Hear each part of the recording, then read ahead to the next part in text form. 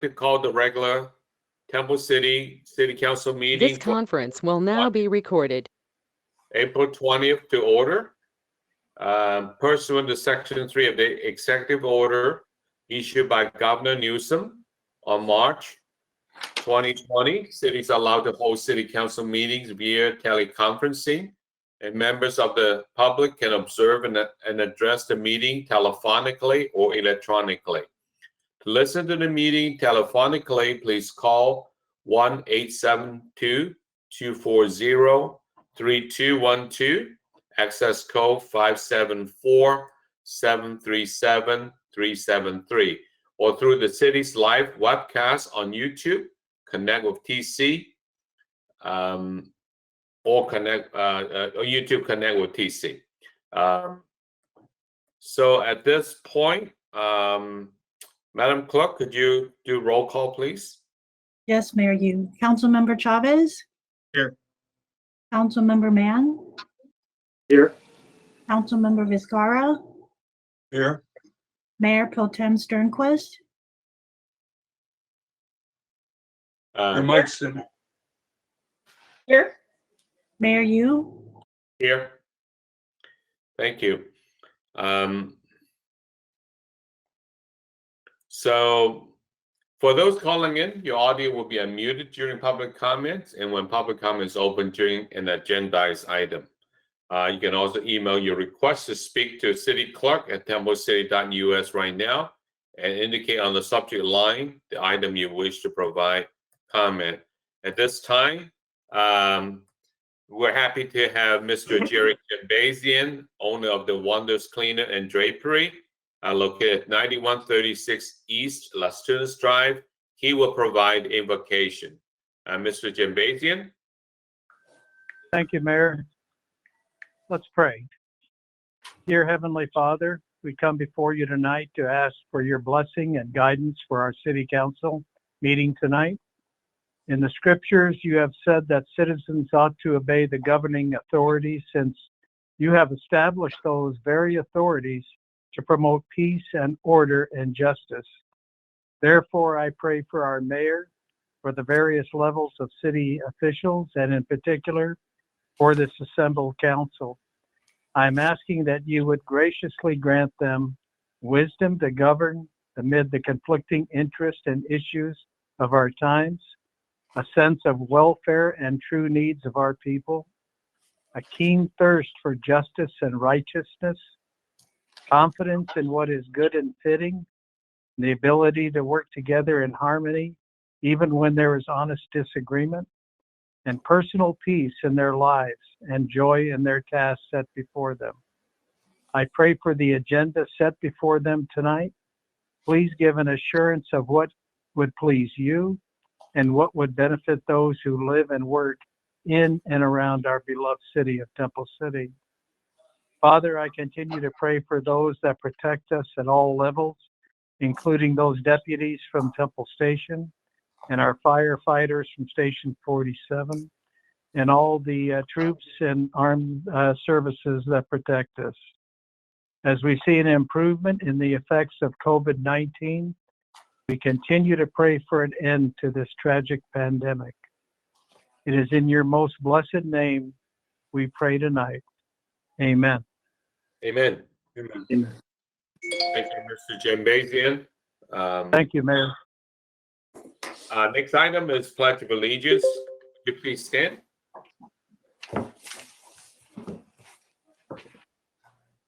Put your right hand over your heart.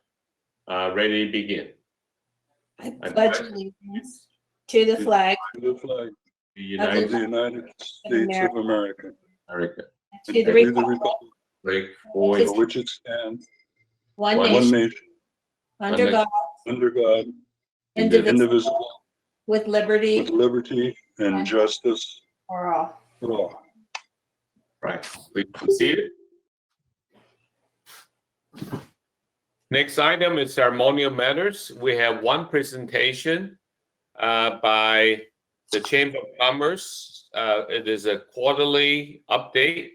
Mr. Choi, Peter Choi, Temple City Chamber of Commerce, President and CEO, will give the update. Mr. Choi? Yes, thank you, Mayor Yu. Can you hear me? Yes. Loud and clear. Thank you.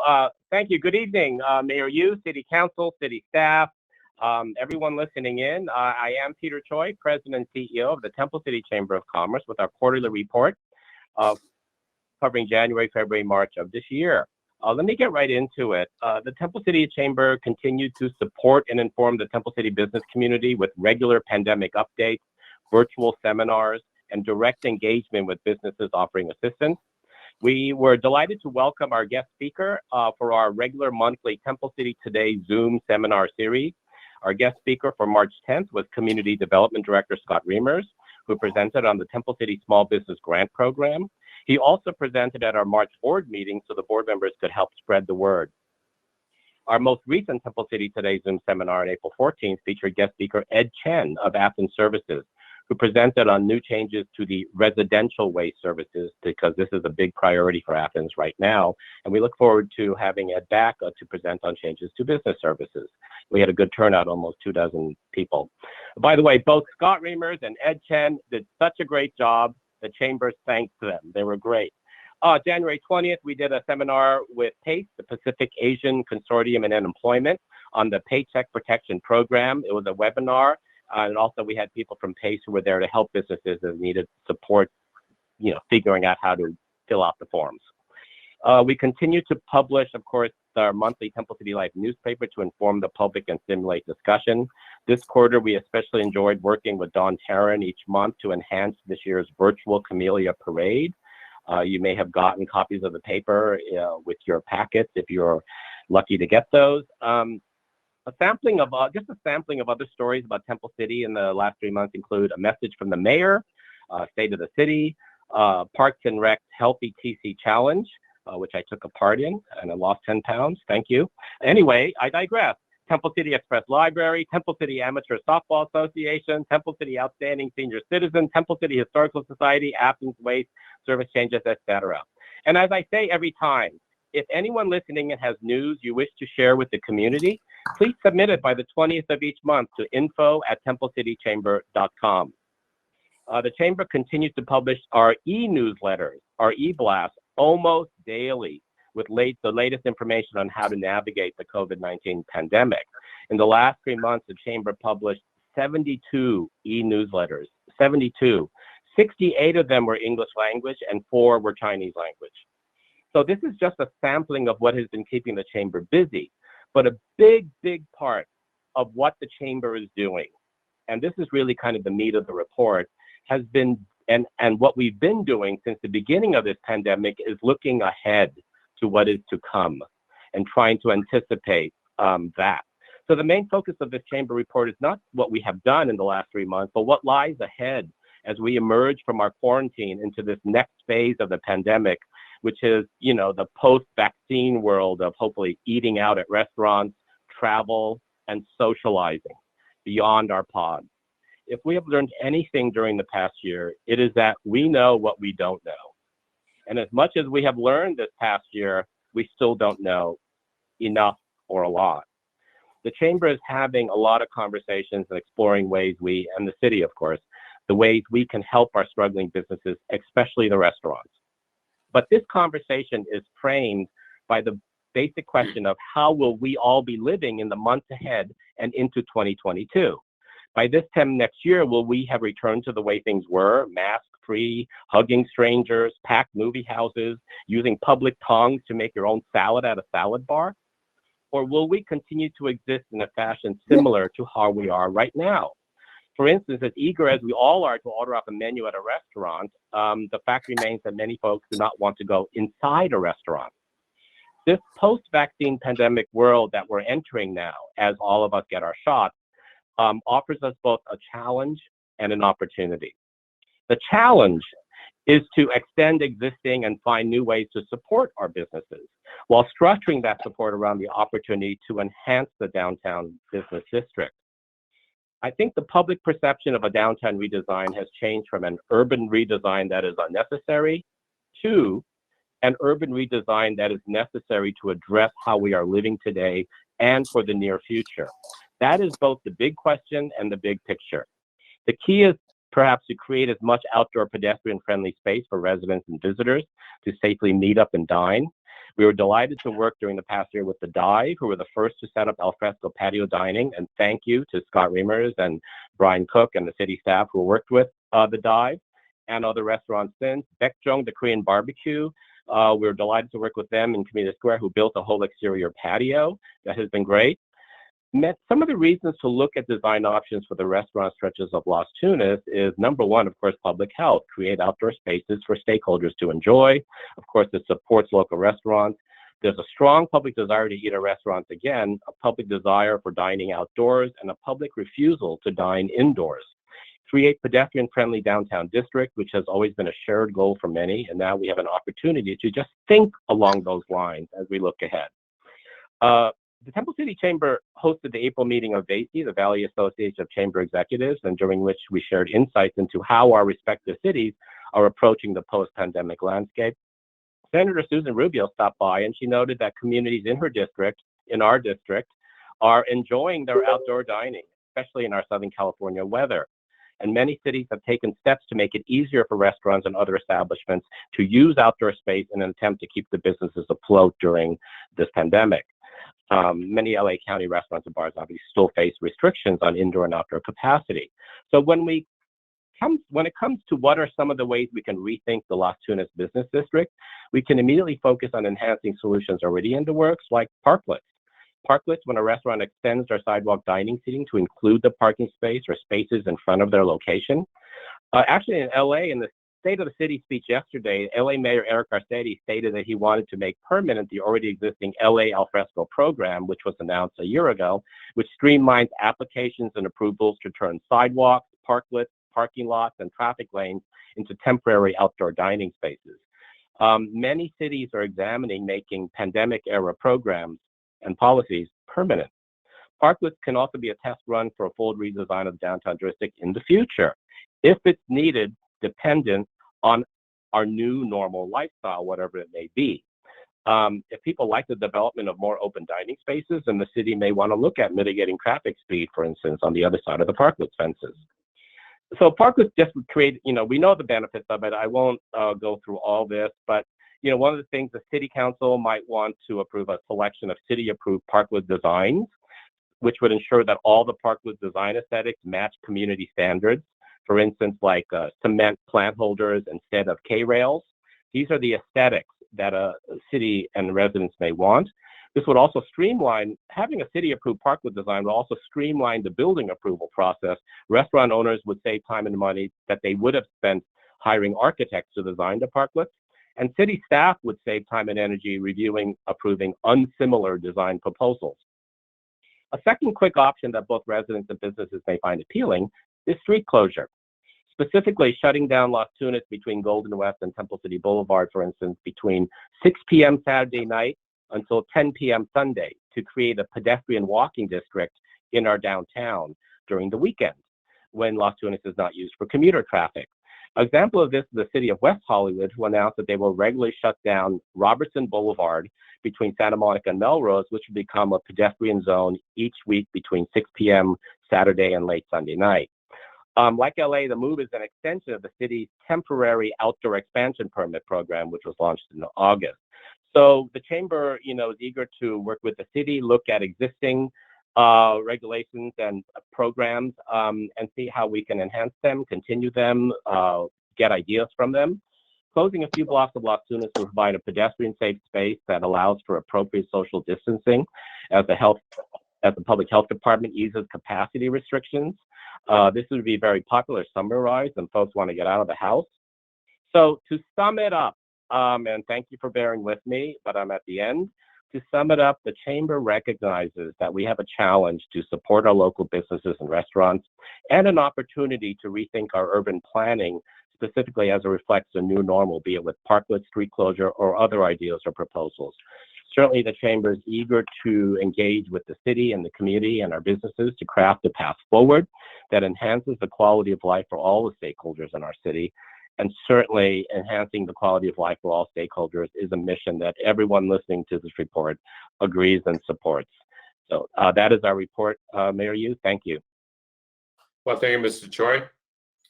We'll move on to our next item, public comments on items not listed on the agenda. The City Council will now hear public comments regarding items not listed on the agenda. The procedure to address the City Council is highlighted on the first page of the agenda. So those calling in, your audio will now be unmuted. Please state your name so that you can be added to the speaker list. To avoid calls from speaking over each other, we will call your name to speak. Are there any callers who want to speak tonight? Please state your name. Yes, Mayor. This is Valerie Munoz, Mayor Pro Tem from the City of La Puente. I'm calling representing the San Gabriel Basin Water Quality Authority. All right. So, anyone else? Yes, this is Jim Amon, President of Super A Foods. Going to speak on, I think, agenda item 8 when we get to it. Okay. Yeah, we'll call you when we get to that item. Okay. Anyone else? Okay. You can also email your request to speak to City Clerk at tamacity.us right now and indicate on the subject line the item you wish to provide comments or public comment for that matter. Ms. Nunez, go ahead, please.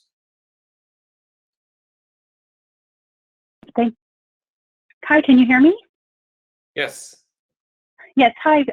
Good evening, Honorable Mayor and City Council. My name is Valerie Munoz, Mayor Pro Tem for the City of La Puente, but more importantly, your representative on the San Gabriel Basin Water Quality Authority, representing the great city of Temple City. The reason for my call today is I know our agency has been submitting requests for support letters for the FY22 appropriations regarding the San Gabriel Water Quality Authority. Just to kind of give you a little background, the San Gabriel Water Quality Authority was created by the state of California in 1996. And in 2001, Congress established the San Gabriel Basin Restoration Fund. This fund was established to help reimburse costs associated with treatment and remediation of the groundwater facilities and pursuant of funds to address the clean water efforts in our area here. Many may not know that the San Gabriel Basin provides 90% of the drinking water supplies for over 1.8 million residents in the San Gabriel Valley. And without these fundings, water rates, primarily in disadvantaged communities, are likely to increase substantially in the San Gabriel Valley. And we are asking for support letters from cities that we represent to assist in helping us to contain the amount of funding that's available. This funding allows us to maintain stable rate structures and ensures that polluters pay their share of the cleanup. And we've been able to leverage the funding into over $500 million in legal settlements and millions in state and local funding. This funding would also allow us to continue the process of restoring the basin, ensuring that our local water supplies are here for future generations. Our staff here at the Water Quality Authority has sent support letters to the city clerks at the various cities that we represent in hopes that the council would consider and encourage you guys to submit a letter of support on behalf of the San Gabriel Basin Water Quality Authority supporting the FY22 appropriations. If there's any questions that you may have, I'm more than willing and happy to call or speak to any of the mayor, council members, or any city staff at any time. But we are asking to encourage that you continue to support the Water Quality Authority's goals in our basin and to help us and submit a letter of support. Thank you. Well, thank you. Any questions for Ms. Nunez? Otherwise, thank you so much, Ms. Nunez. Thank you, Mayor Nunez, for coming here, taking the time to speak to us. Thank you, Mayor, for the opportunity. Thank you. Thank you. Anyone else would like to speak? I guess hearing none, I'll close public comments. Well, actually, before I do that, Ms. City Clerk, Madam City Clerk, do we have any emails? Mayor, you there are no questions from the email. No email. So I will close public comments. The next item is consent calendar. All consent calendar items may be approved in a single motion as recommended unless removed for further discussion. If members of the City Council or persons in the audience wish to discuss any matters listed on the consent calendar, please address them at this time. Motion to approve consent calendar. I'll second. Okay, it's moved and seconded. Madam Clerk, may I have a roll call, please? Yes, Councilmember Chavez, Yes. Councilmember Mann, Yes. Councilmember Viscara, Yes. Mayor Pro Tem Sternquist, Yes. Mayor Yu. Yes, so the consent calendar has been approved. Next item is public hearing. It's really a package of 3 related items. The first one is introduction. First reading of ordinance number 21-1055, amending Article 9(1)T, special uses of the zoning code relating to new grocery stores. Mr. City Manager? Thank you, Mayor Yu and members of the council. Before you tonight, and Mr. Reimers will go through it in kind of sequence tonight. You have 3 items in front of you. One thing you don't have to worry about tonight is that we are bringing these items to you before the expiration of the moratorium related to some of these items. The moratorium that you passed doesn't expire until July 7th. So you do have time. So if tonight you do have some questions or you want something looked at further, or you hear some public comment tonight that you want us to explore further, you do not have to feel as though you're under the pressure of a time constraint that these need to be passed tonight. That being said, we would prefer you bring it back if we do continue any of these, one or all of these items tonight, that we would bring it back at the next meeting so that we do have the timing of the proposed ordinances in effect before the expiration of the moratorium on July 7th. So with that, Mr. Reimers will provide kind of an overview and and he'll talk to you a little bit about why we're going all through all these, what would seemingly be one item, but 3 separate items before you tonight. So Mayor Yu, I'll turn it over to Community Development Director Reimers. Director Reimers, good evening. Good evening, Mayor, members of the City Council. Peggy, could you share my screen, or could you give me control?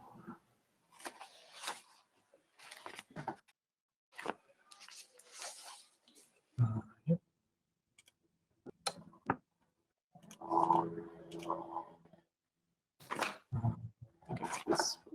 Yep. All right. Mayor and members of the City Council, thank you.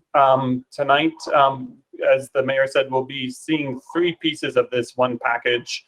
The first one before you tonight is a zone text amendment just regarding new grocery stores, and that will be Ordinance 21-1055. Just as a matter of background, the City Council adopted the Crossroads Specific Plan back in 2017, and then on January 7th, 2020, the city adopted a moratorium that focused on the Crossroads Specific Plan and created a moratorium, or put the brakes on any approvals that would have allowed for subdividing of commercial tenant spaces, subdivisions of land, or public markets. When we came back to the council on February 2nd, 2021, we came back with some additional things to look at in terms of an ordinance. And at that point, one of the things we added to the list was grocery stores and how we should handle grocery store uses. From there, we met with the Planning Commission on March 23rd. They did vote to recommend that you approve this ordinance tonight with some changes. None of the changes that they provided affected grocery stores. It affected other ordinances that you'll be hearing about later on. So in summary, there's a number of different things you'll be hearing tonight. Most of what you're going to hear about are some changes to the Crossroads specific plan. The item that we're focusing on tonight on this item is just in relation to the grocery stores. One thing I wanted to highlight for everybody is that these proposed rules in this ordinance would only apply to new grocery stores that are established after this ordinance comes into effect, and it would apply citywide. When we did some research about what other cities do with grocery stores, we found that some cities do require a conditional use permit, while other cities just rely on a set of performance standards. What we're proposing in this ordinance is to set performance standards and not to require a CUP. So this ordinance would set some standards. One of those standards would be how the floor plan would be laid out. The ordinance would set a maximum amount of floor area that's for alcohol sales at 10%, would require at least 25% of the floor area be dedicated to fresh food, would set a maximum amount that could be for general merchandise and a maximum amount that could be for accessory uses. So that might be a coffee store, or it could be a bank, or it could be some fast food sort of retail that within the grocery store. The ordinance would also set standards for security cameras. It would require security cameras. It would require them to provide, to hold onto the footage for a period of time, and would also require an additional security plan if there were an unusual number of calls for service to the sheriff's department. The ordinance would also require some display windows on the main facade, so that the main facade is not just cinder block with a door to enter and exit, but would require some additional improvements like display windows.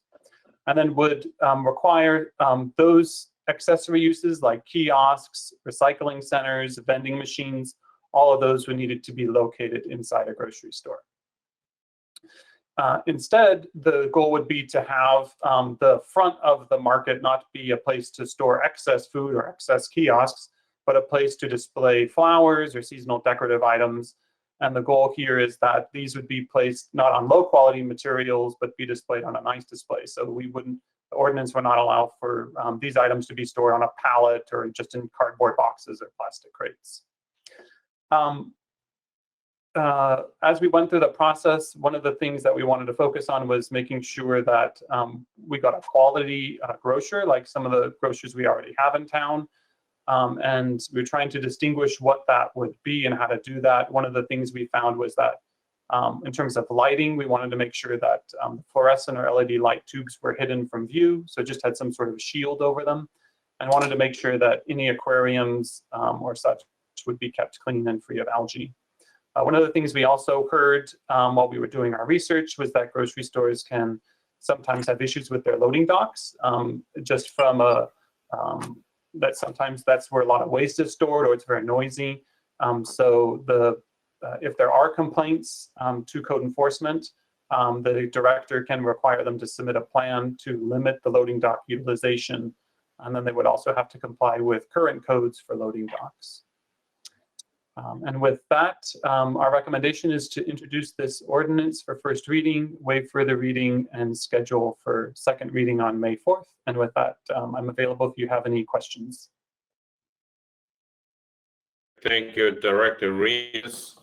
Actually, before we discuss, I actually have a general question, perhaps for the city attorney. So these three are related, but we're going to go through each one of them and vote on them one by one, right?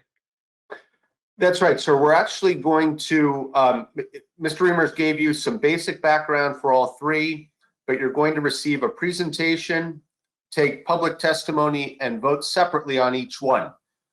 It's certainly possible that the council could adopt one or more of these tonight while pushing one or two to a later meeting. That's fully within your power, and that's part of the reason we set it up the way we did, was to give you some flexibility. If you think there are ones that you're ready to go on, move ahead. If there are ones that you need more study, you can take that time. Okay. So yes, separate public comment, separate vote. Okay, thank you. So at this time, I'll call on the city council members for your questions, and starting with Councilmember Chavez. I have a question regarding the recommendation for the recycling to be inside the store. What's the thinking behind that? And I'm not sure I'm thinking the same recycling that maybe staff is, because most recycling centers that I see, if I owned a store, I doubt that I would want that inside. It's a little messy, a little crowded, a little, are we thinking this different thing, same thing? What is that all about? No, we are thinking the same thing. One of the challenges we have with these recycling centers is that they're often placed where a store has been for many, many years, and so they're often just dropped in a parking lot, and then we have all the litter and disposal issues that come along with that. In some states, when they have a good recycling program and they build a new facility from scratch, they will make room for the recycling center in kind of a loading dock sort of space, so that it's kind of a semi-open space. It's somewhat interior, and so you don't have all the issues of trash being blown around and that sort of way. So yeah, the desire is to push this inside when it's possible.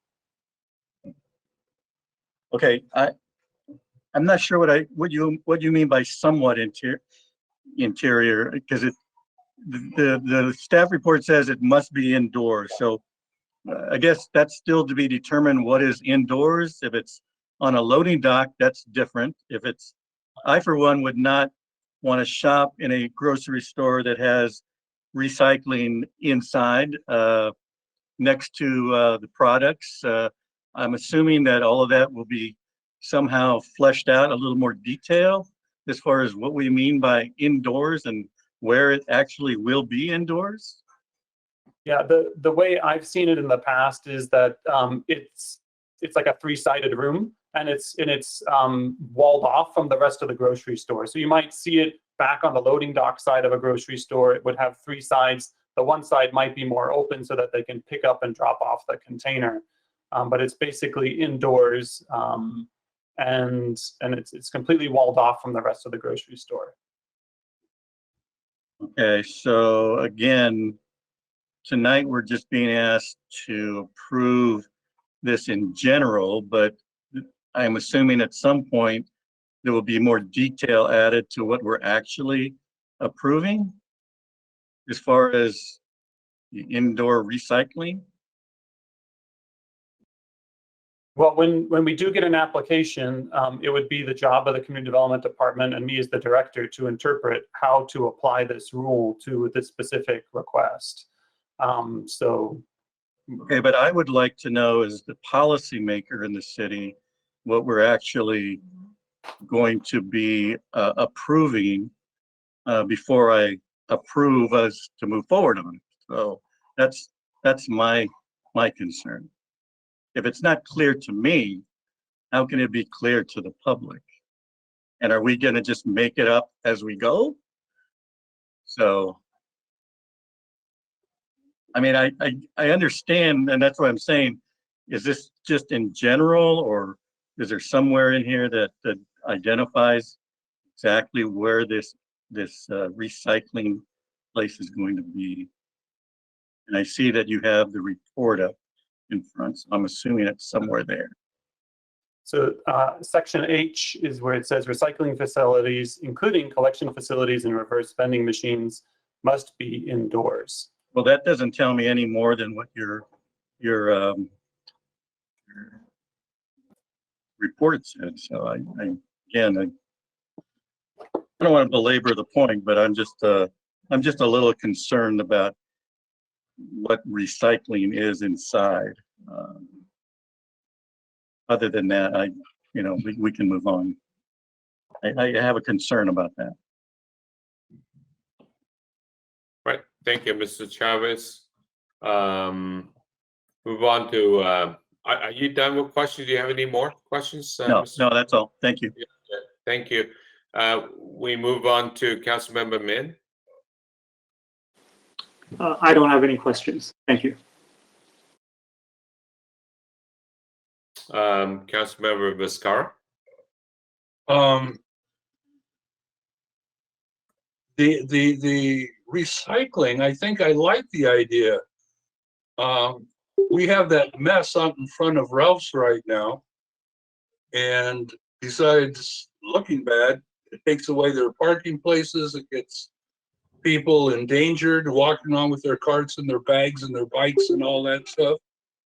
And I think anybody that builds a market is going to be very careful about whether or not they even have a recycling, because it'll take up good shelf space. The shelf space is what they love for their merchandise.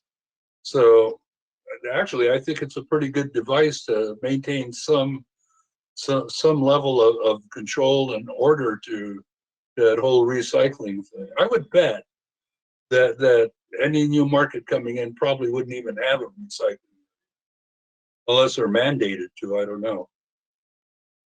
Are they, Scott?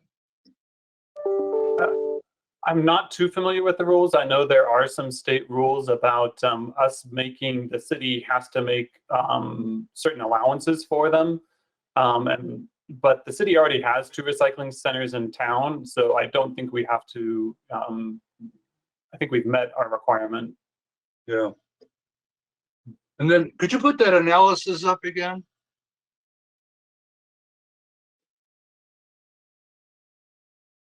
I didn't understand the sales areas.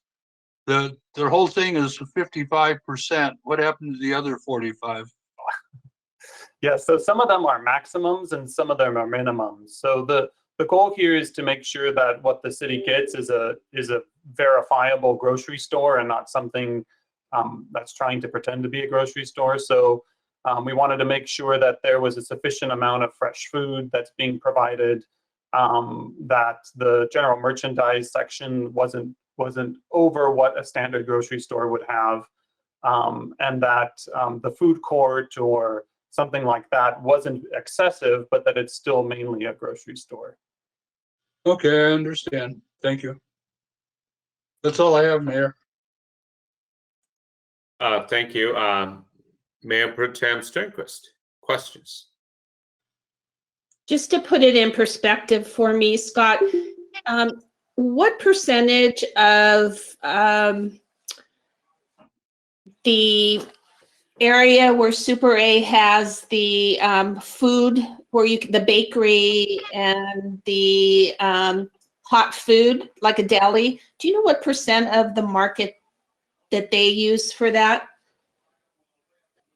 I don't know that store very well in order to do that. I did look at some other stores that I know personally better when I developed these numbers. For instance, the Vons at Baldwin and Duarte, that has about 15% of the site is used between some of the accessory uses. So the Jamba Juice, the Starbucks, the Panda Express, and so forth. Okay, so none of that is considered fresh food then?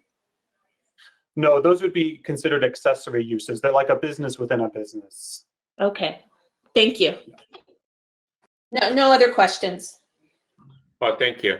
Actually, I do have some similar questions, and while I do have heard everything been said, Mr. Reamer, I'm still not getting. Whoa! I mean, I can see some of the point where you want some orders, you want things to be nice. That I totally get that.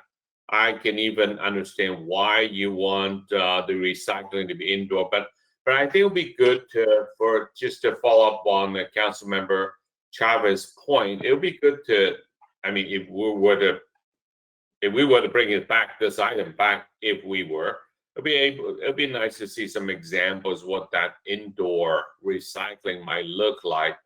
So I had a little bit of hard time also visualizing that.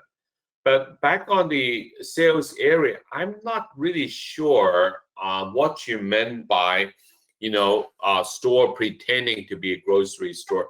What's the problem if they have more percentages of one than the other? Isn't that really a matter of economics? If they put more alcohol area and they could only sell so much? Or what's the significance of defining these uses? I'm not understanding that. Yeah, so one of the things that we're seeing in terms of new grocers is that some of the new grocery store chains are not serving very minimal amount of fresh food, for instance, or they have many sections of general merchandise, toys, and it's kind of like CVS might have.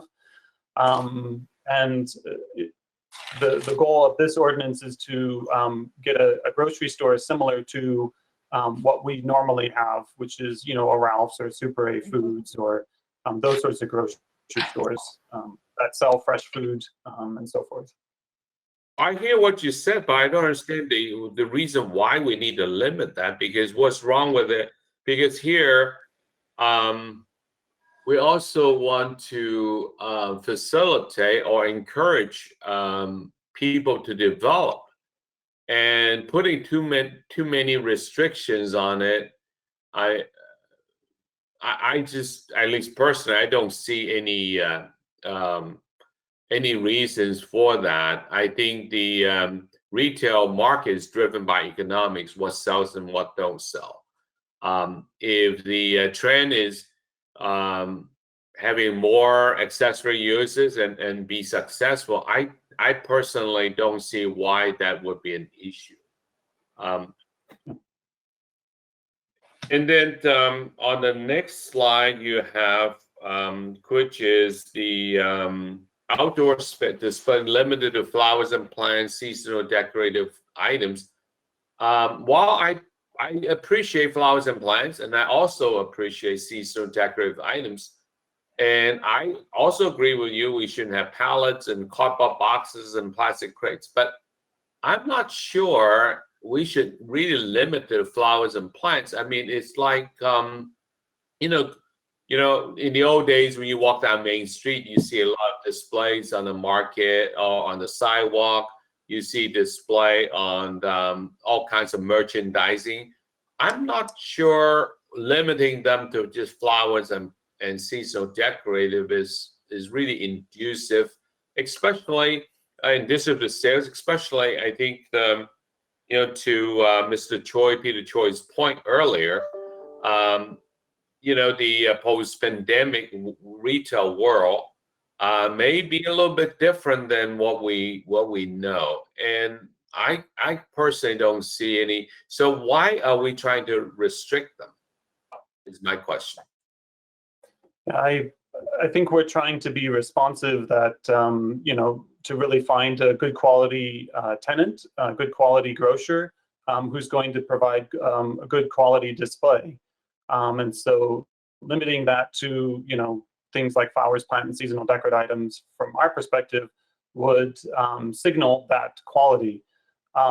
Sometimes we see retailers who are just, they have a lot of one product, and so they just place that product out in front in order to expand the size of a store. And sometimes those items are not displayed decoratively. It's just like they've run out of room inside the store, so they put it outside the store. So that our goal was to try and get a good quality look for the community. Okay, those are my questions. At this point, I'd like to open up for public hearing. Madam Clerk, are there any emails, public comments? Not for this item, Yes. Mayor. This is Jim Amon, Great Foods. Is it time for me to talk? I thought you were going to speak on item 8, but yes, if you want to speak on this item, Mr. Amon, please go ahead.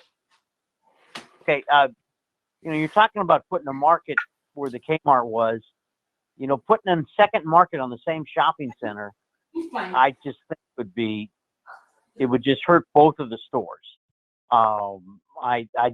We've been there 10 years now. We spent $4 million remodeling the store. We're a good union operator. We employ 70 employees at great wages.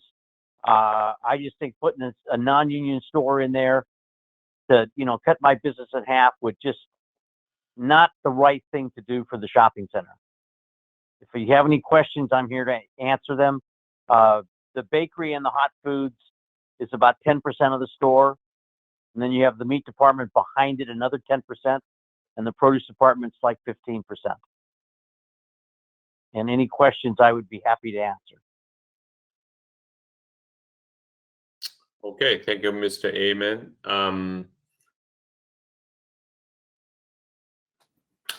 Mr. Reamer, you want to respond to that at all? Because I don't know, I think you're talking about forms and design, not so much about union, non-union. Yeah. Mr. Amen's concern is about the potential for another grocery store to come in onto that block. The item that's before you tonight, though, is really just if a new grocery store comes in, what would be the rules that would be required. And so right now there's no application before you tonight for a new grocery store. It's just to set the standards if there were a new grocery store. Okay, any other callers that would like to speak on this item? If not, I will close public comments. I'll come back to the city council, final questions and comments. And again, I would like to start with Councilmember Chavez. Before I give my comments, I just had a quick question regarding the definition of a kiosk. Primarily, what we mean by a kiosk, and is there are limits on the products sold out of that kiosk, and who is going to operate or be responsible for those kiosks? Will it be the grocer themselves, or will they be independent vendors?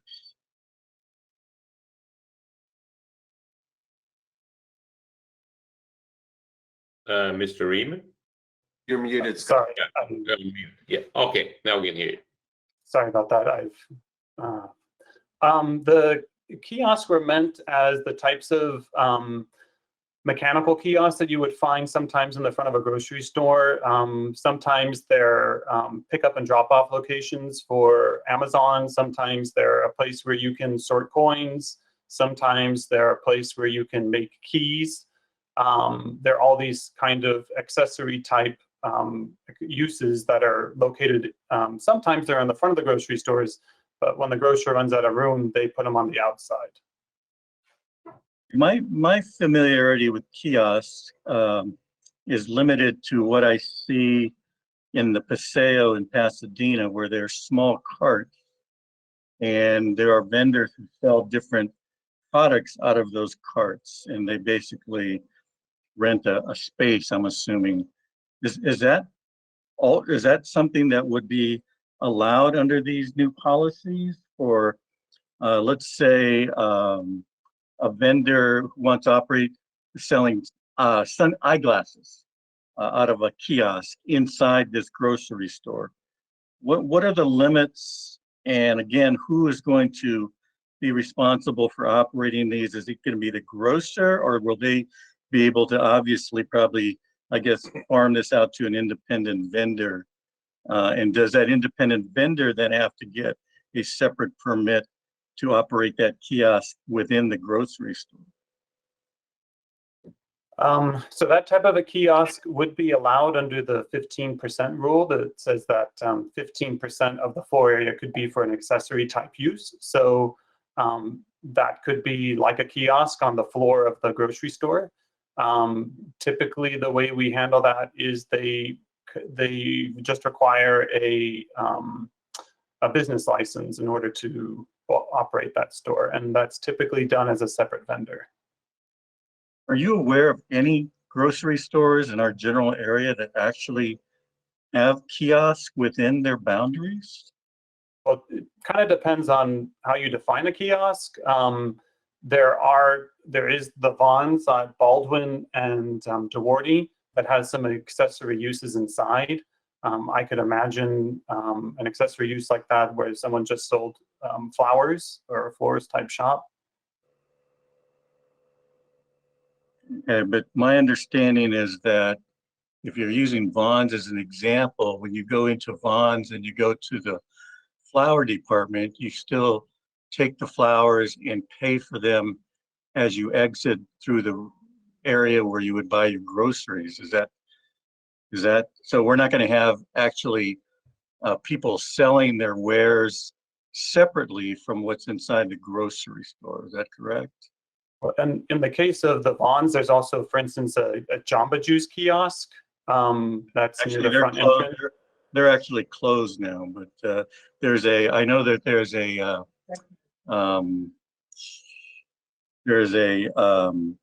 what is it, Panda Express inside there. So would you consider the Panda Express a kiosk? Not that Panda Express seems like a separate unit, but the Jamba Juice functioned more like a kiosk, like you would have a kiosk in the mall. So you would consider a Jamba Juice a kiosk? It could be. Well, that's my concern, is that it doesn't appear that we have given a whole lot of thought to some of these terms, and I don't want to be left, holding the bag when somebody comes and says, well, you said we could have a kiosk, when we don't even know ourselves what a kiosk is. One of the things we can do tonight, if from what I'm hearing, if there's concerns or issues about defining more, because generally, as Mr. Reimers kind of pointed out, when we have the parameters to work from for standards, there is room many times for rooms for interpretation. So if there's some concerns tonight, and that's why we gave time tonight in this, we gave some space so that the council can take some time. If there's some issues that you're bringing up tonight, I got 4 of them down right now that you want us to vet out more, either apply some more definition to, or otherwise, we can do that tonight. So, and that's what we can come back with at a future meeting. Again, time is still of the essence, but it's not immediate at this moment. I'd like to add one other thing for the benefit of the council. The intent of the ordinance in having it be an allowed use with guidelines was to attract high quality supermarkets by not making them go through a conditional use process. What you could do, this would take going back to the planning commission, but what you could do is say, we don't want to go this route. We'd rather have it be a conditional use permit. Then each time a market came in seeking to site in the city, they'd go through the process, go to a planning commission hearing. Whatever their design was, your appointees would be able to weigh it and decide whether it was appropriate or potentially condition it to be different and more in line with your thinking. The point of this, again, is to avoid that hearing, avoid the cost of it by you giving staff the authority to do that, but within these set guidelines. So there may be more flexibility than you'd like. And if that's the case, I agree with Mr. Cook. Let's lock it down a little bit more and make sure that you're happy with what you're approving. But I do think it's important to remember the purpose of making this a permitted use with guidelines rather than a conditional use. And ultimately, that's a policy choice for the 5 of you as well.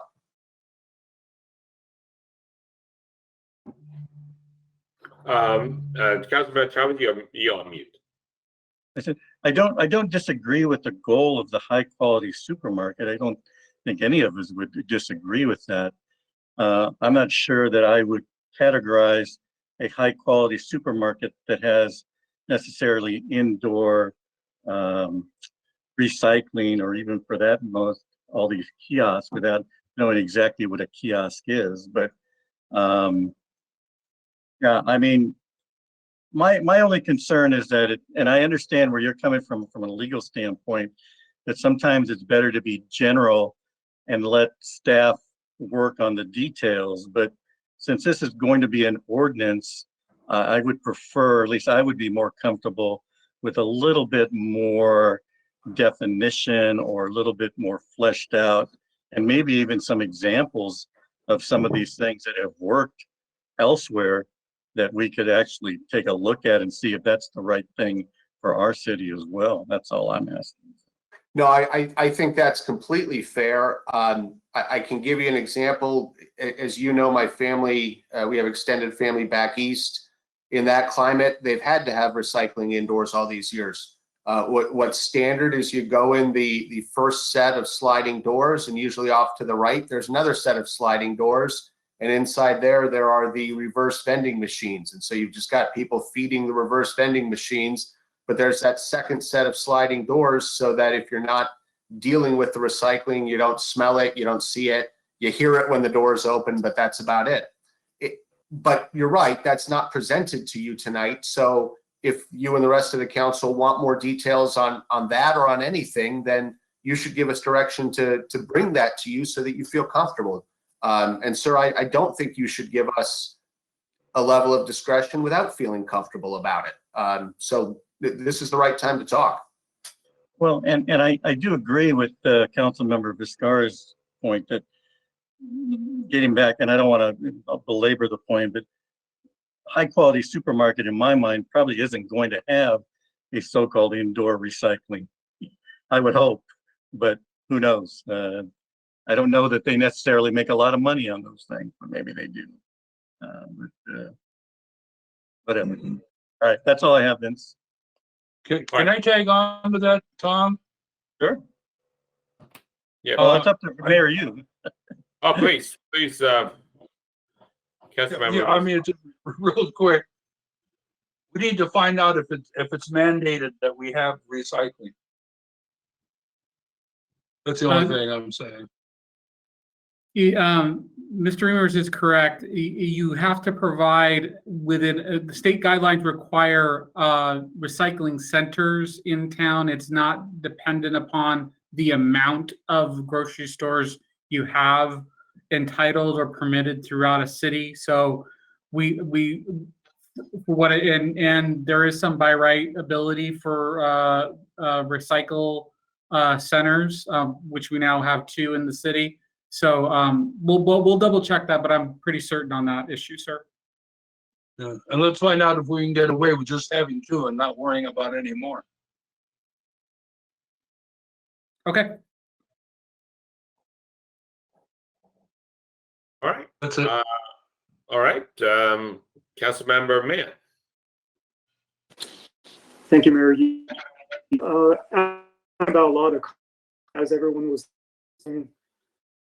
First off, regarding recycling, I think I understand what staff do. Putting that in, just trying to Councilman? and I actually appreciate it. I can't hear him. I read it. I can't hear him. It's subtle. breaking up. Councilman Mann, you were breaking up. I'm so sorry. Oh, you can't hear me? You were breaking up for a while, so let's Okay. try. Let me try turn.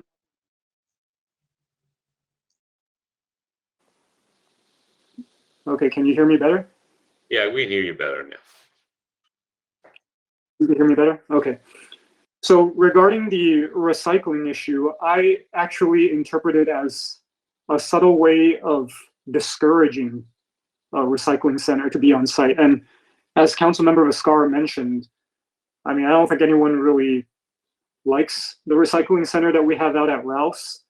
So we're not disallowing the use, but we're making it so that a high quality tenant probably would think twice before they put a recycling center indoors. So I actually appreciate the subtlety behind that part of the ordinance.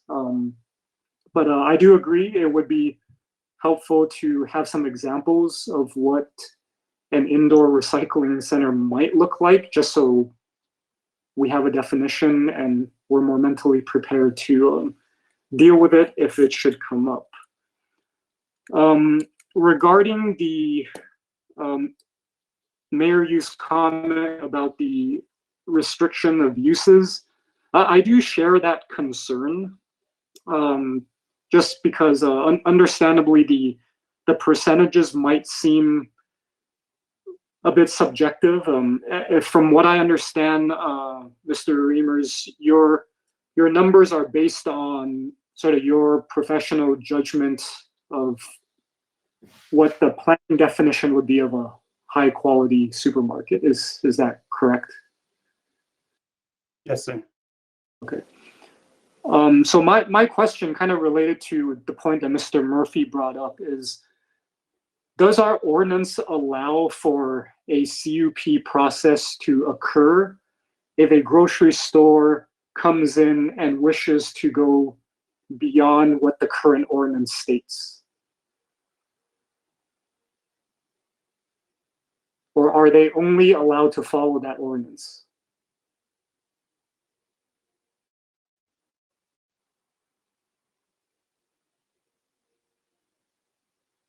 Mr. Murphy, did you hear the question? I did, and my understanding of the ordinance is that it is a use by right following the guidelines. So a change would do one of two things. It would either make something not a supermarket and therefore a retail store that would be weighed differently by staff, or else it would need a variance for some reason. A variance being very difficult in this circumstance. Probably they would be applying not as a supermarket, but as something different. I can give you the example of a 99-cent store that does have some fresh food, does have a lot of packaged food, but generally their general merchandise is much more than the percentage that Mr. Reimers has said is kind of the industry standard for supermarket. So if we want to make a distinction between the 99-cent store and the supermarket, that seems to me to be what we're trying to draw with the general merchandise line here. Okay. Yeah, because I think within the context of how the current ordinance is defining a grocery store, I'm fine with what staff is recommending in the ordinance. I think what we need to be prepared to address is if a store like, say, Aldi comes in that might not meet the requirement of fresh foods. It's going to have the almost like Costco-like appearance of a warehouse type where, it's not your traditional supermarket. But like to Mayor Yu's point, there might be retail demand or consumer demand for that type of a store. So I think what I'm trying to say is, as long as we're not prohibiting that use, or maybe we're preparing for those possible uses, then I'm actually fine with the ordinance as it's written, because at least my interpretation of it is this ordinance is not prohibiting other uses. It's just if you're coming in as a traditional grocery store, this is our expectation of you. The moment you start deviating from that and you're trying to come up with like a hybrid system or other different types of retailers, then that would come with a separate set of standards that we would have to, I think, discuss. And I don't think we're really ready for that discussion tonight, but I think that's something we should plan for. And kind of, I know on our next agenda item, we have something on public food markets. So I would anticipate if someone came in and suggested some kind of combo grocery store and they want to exceed the threshold uses that's stipulated here for accessory uses or kiosk or whatnot, then we point them to that other ordinance and say, hey, look, it doesn't seem like you fall within this definition. We have this other set of standards and guidelines to help you plan and design for that type of use. So as long as we have that flexibility maintained, I'm generally okay with what's being suggested, recommended in the ordinance. That's all the comments I have. Thank you. Thank you, Councilmember Mann.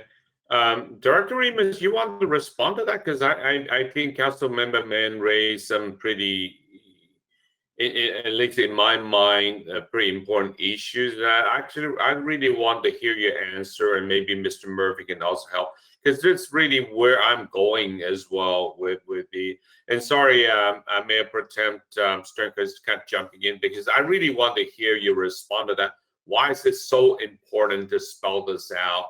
And what happens? Somebody comes in, because I think at the end of the day, we all want people to invest in our city, and having been a planning commissioner, for a number of years myself, getting variances is always looked at by most commissioners anyways, something that not very good.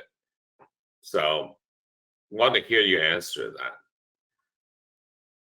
Yeah, so our feedback that we received when we started this process was that we wanted to make sure that we got high quality retailers. And so we were trying to look at, who were the industry standards, where did the industry standard lie when it came to grocers, to make sure that we got a high quality grocery store chain. And so that's where these performance standards were in place. So we were looking at uses such as Aldi and thinking, this is not the standard. It's not the high quality kind of grocery store chain that the Crossroads specific plan really seeks to bring in. If the council is interested in creating some flexibility in the ordinance, that can be done. We could draft something that said, these are the requirements. If someone wants to modify or to have a different set of requirements or propose something different, then they can apply for a conditional use permit that would be reviewed by the Planning Commission. And the council has the ability to call those cases up as well. So that's definitely an option. So you wouldn't call that necessarily a variance, but yet instead of them by right, they would fall under the CUP process. And they could fall under a CUP process, yes, sir. Okay. Mr. Mayor, this is Greg Murphy. Assistant City Attorney Kane Twin, who's worked with Mr. Reimers on this and sat with it on Planning Commission, is here tonight. So, process questions like that, I've kind of weighed in, but I'd like to maybe defer to him and see if he has any thoughts on the CUP versus going with a more permitted use. Kane? Thanks, Greg. Mayor, members of the City Council. Yes, I work with Scott pretty extensively on this ordinance, and my understanding is this is basically the bare minimum of what the council expects for a high-quality grocery store, a traditional grocery store within the city. And so this is what they have. Scott has captured as his understanding of what you wanted. Now, if we want to deviate from this, of course, we can implement a conditional use permit system. That would give us some more flexibility if someone wants to do something a little bit different from these minimal requirements that we have here. But as Greg had mentioned earlier, if we do go through that route, we would add an extra discretionary layer in there and some more administrative hurdles for people who want to deviate from these standards. But if your preference is something a little different, if you want to add some clarifications or strike out some of these requirements, if you think it is too restrictive for what you think would be a high quality grocery store you want in your city, that's perfectly fine as well. We would not have to go through Planning Commission on that. But if we do want to do any substantive changes, then we may have to go back to Planning Commission and get their review and recommendation first. All right, thank you for that. Councilmember Mann, are you done with your questions? Yes, I am. Thank you, Mayor. All right, thank you. Mayor Pro Tem Sternquist, questions, comments? My only comment is, I guess, that I think everybody has a different idea of what a high quality grocery store might look like. So I think if we could decide, like, what exactly does a high quality grocery store look like? I mean, would we consider Vaughn's being a high quality grocery store? Is Super A high quality, grocery store? The one on Rosemead, is that considered a high quality grocery store? I'm not sure I understand what we're all thinking as to what we're actually looking for by saying, it's high quality. What does that really mean? I mean, give me an example, Scott, of what you would consider and staff would consider a high quality grocery store. I don't think what we had in mind was Bristol Farms. I think what we were thinking was a Bonds or a Ralph's, or I think there used to be Pavilions. I don't know if they're still around. I think Super A Foods. provides a nice atmosphere as well. I think those were the types of grocery stores that we were looking at when we were trying to draft performance standards. Okay.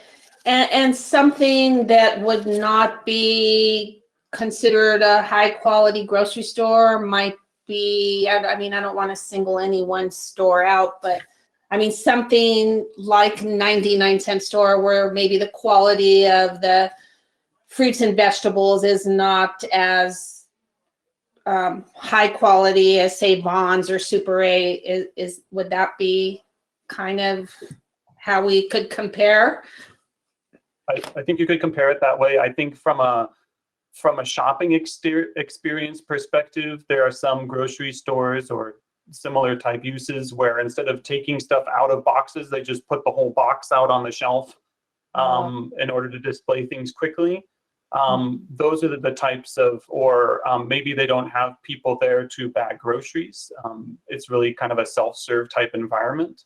I think that's kind of what we had in mind. Okay. Yeah,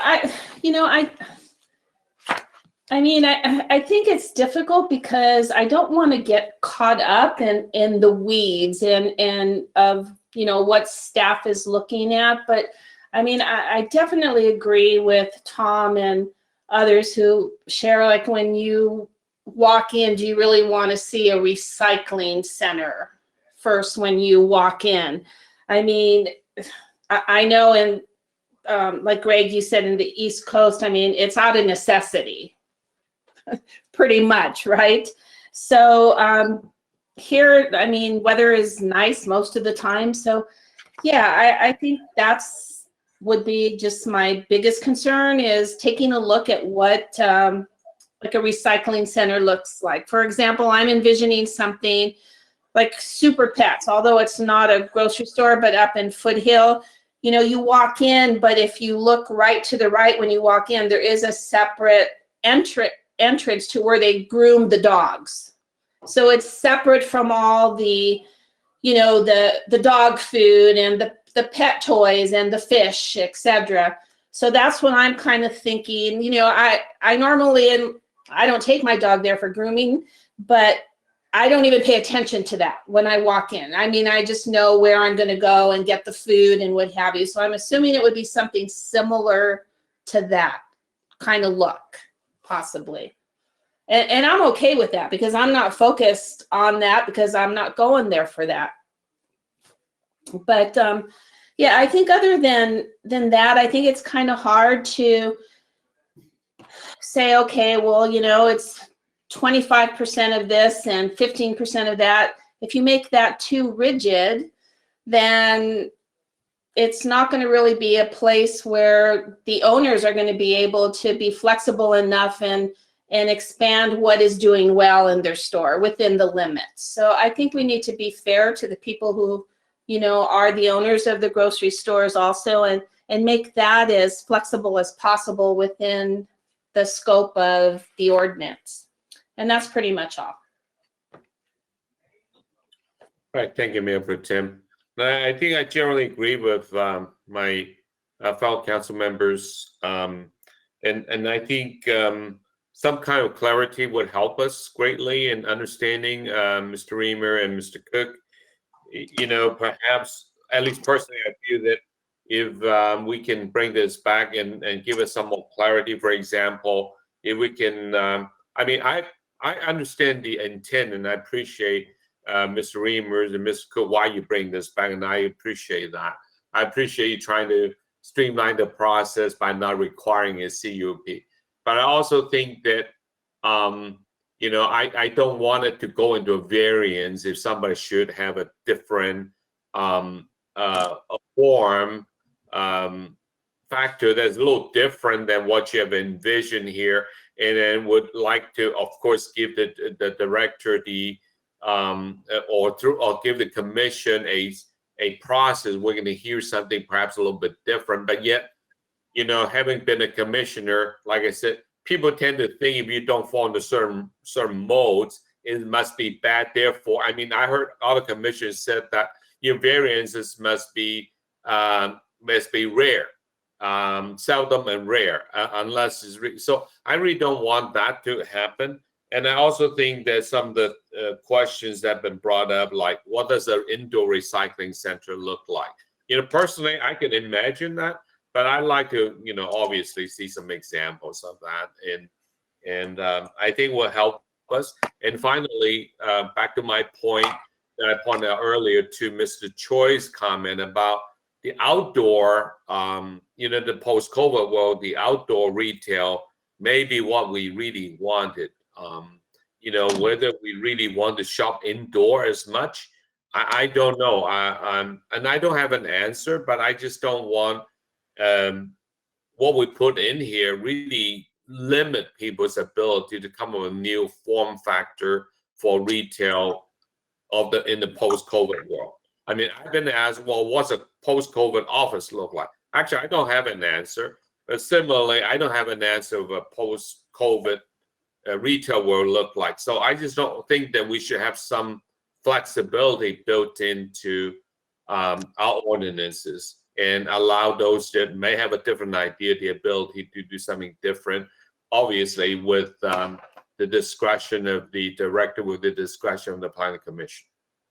Those are my comments. So I'm ready for a motion if somebody wants to do that. Mr. Mayor, if it sounds to me so far like the council really does need more information. So I think the motion is going to go that way. In preparing for that, let me just kind of outline a few things. As said at the start, the moratorium in the specific plan area, and we all know that this is related to that certainly, that expires July 7. An ordinance, the second reading of an ordinance must take place at a regular meeting of the city council. In order to have 30 days to be effective, that means the second reading of this ordinance would have to take place on June 8th. So far, I'm not hearing or seeing a whole lot of substantive changes. I'm seeing the need for information and maybe some minor technical changes, things that the Planning Commission will by law have be deemed to have considered because they considered the topic. So I don't think we need to get to Planning Commission.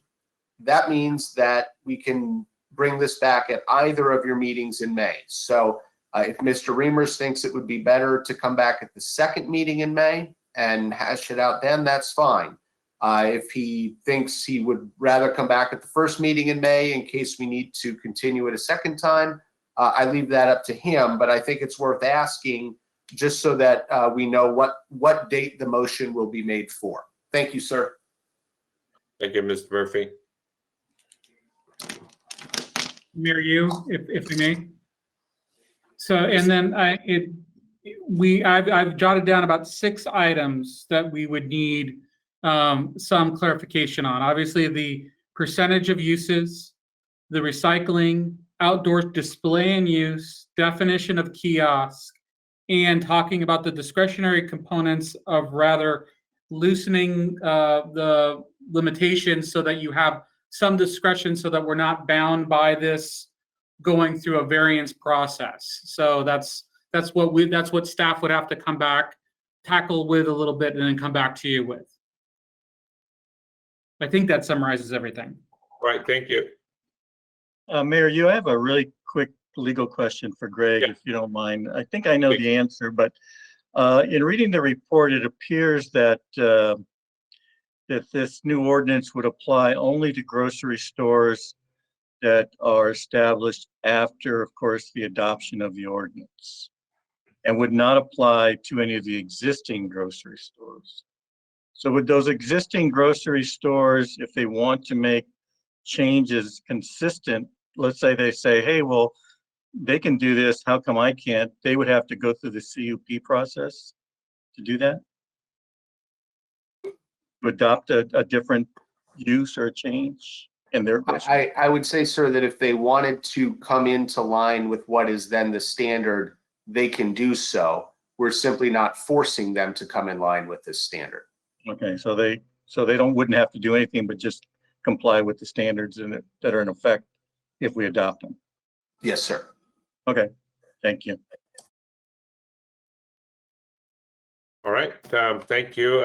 Mr. Murphy and Mr. Cook both talked about potentially we could bring this back. Would any council members want to make that motion, or are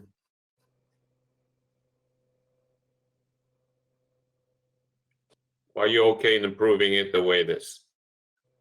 Mayor, I'll move that we direct the city manager and staff to address the points as outlined by Mr. Cook in a summary, as well as the comments provided in council discussion today, and bring it back on the first meeting of May.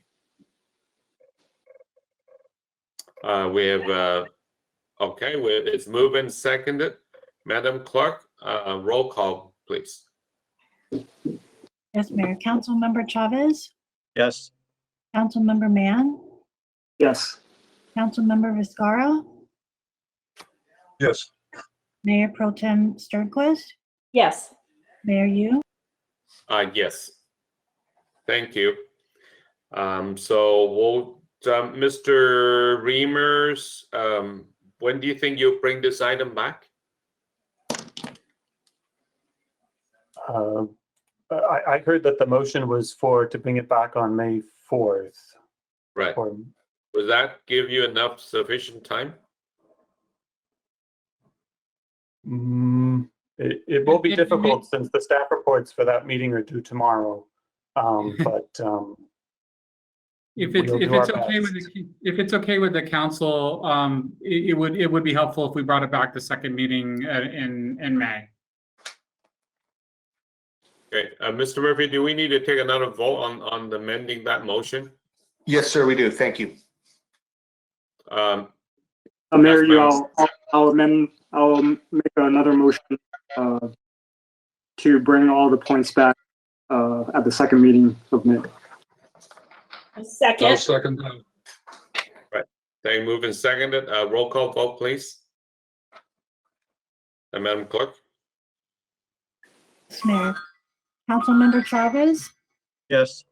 Councilmember Mann, Yes. Councilmember Viscara, Yes.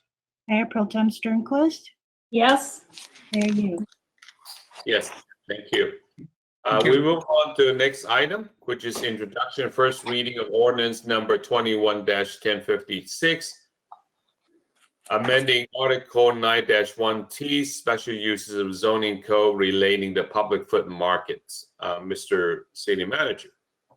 Thank you, Mayor Yu, members of the council.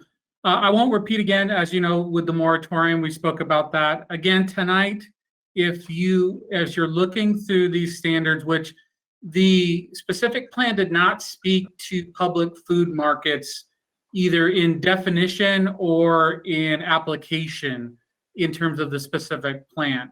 But again, if after going through this presentation tonight, as this is your first official look at this ordinance, if there are some areas, as we just discussed with the grocery store item, there are some areas that you would like more definition, more clarity, we can bring this also back at the second, and if the council was so inclined, to make a motion later to continue, I would ask again to have that the second meeting in May, if you would.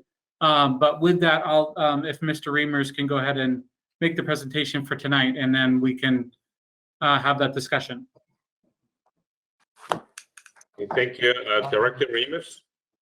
Sure. So now we'll be focusing not on the grocery stores, but on public food markets. And then the next item will focus on the crossroads specific plan items.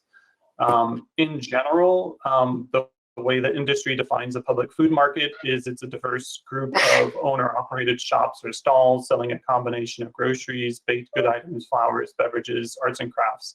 So that's a general definition of what a public food market is. And there are some pictures on the screen to show you different examples of them, both internationally and locally. With the proposal tonight, the ordinance before you tonight would require a conditional use permit in most of the city's commercial zones. So the crossroads specific plan, the mixed use medium zones, those are the areas in purple. The city's other commercial zones, so those that are in pink and in red, and in the industrial zone. Because these uses are so amorphous in both in how they're designed, staff is recommending that they're handled as a conditional use permit and not just with performance standards.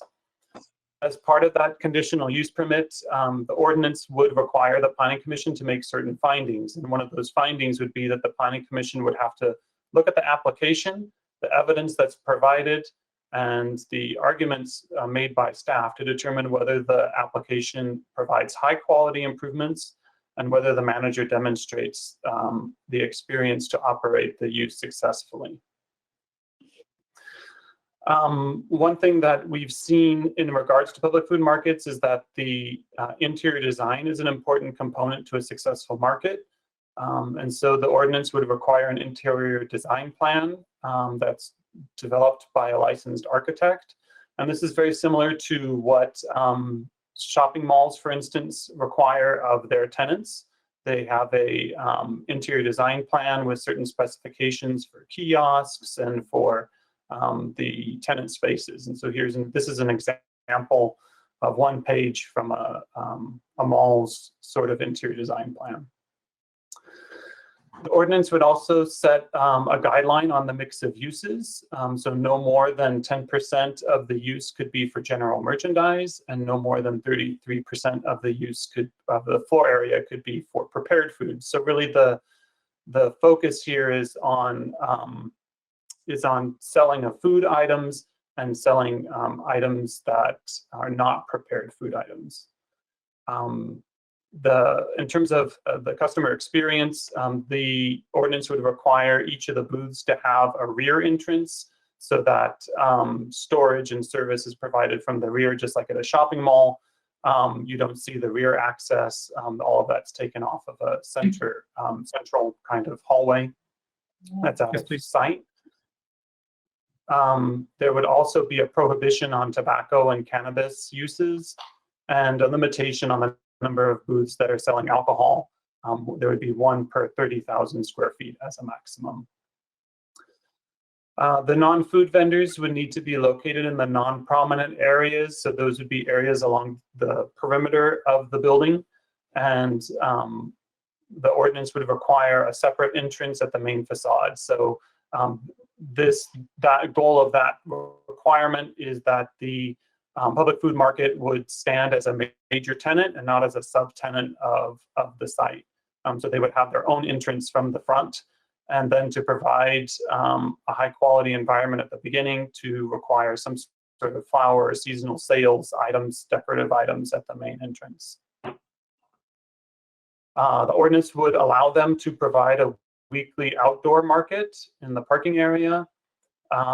It would require the outdoor displays to be kept in an orderly manner, would not allow for any obnoxious odors, and would require staff to inspect the site on a quarterly basis to ensure that they're complying with these requirements. When the Planning Commission reviewed this ordinance, they asked about the parking standards and which should apply. And our recommendation is that the parking standards should be set by the conditional use permit. Because these uses are so amorphous, meaning in some cases there are a lot of prepared foods, sometimes the prepared food is very minimal. It could require a lot more parking if there's a lot more prepared foods than just a regular retail site. So with that, staff is recommending that you introduce this ordinance tonight for first reading, waive further reading, and schedule the second reading for May 4th. And I'm available if you have any questions. Thank you, Mr. Reamer. At this point, we will go through the council questions, starting with Councilmember Chavez. Thank you, Mayor Yu. Since I'm not a drinker per se, can you tell me what a rare, high quality, small batch or craft brew is? Fernando, this is directed to you. No, I'm just kidding. So the goal here was not to have a retailer who's selling, for instance, 6 packs of Coors Okay. But someone who's selling beers that, might be a smaller craft distillery or a smaller craft brewery, that's maybe more regional, rather than, kind of the national trends. So more kind of local, I guess you could say, or well, maybe not even local would be the right word, because I'm sure we don't have too many of those who are crafting their own beers locally. So we don't, and would this include then they could not sell hard liquor then, I take it, under this, like whiskeys or bourbons or things like that? Correct. Let me go back and double check the ordinance, sir. Well, I'm looking at it right now. Under G, it says alcohol sales must be limited to one tenant per 30,000 square feet and limited to rare, high quality, small batch or craft brews. So I'm thinking that it refers to beer rather than to hard liquor. The way it's currently written, it doesn't limit hard liquor. It would allow distilled liquor as well. And where do you see that? Well, it just says alcohol sales, and then it defines different types of alcohol that could be. So it could be rare distilled, or high quality distilled, or small batch. Okay, so alcohol sales would include, I don't know what it's called, a hard liquor type of alcohol versus just a beer then, correct? Yes, sir. Okay.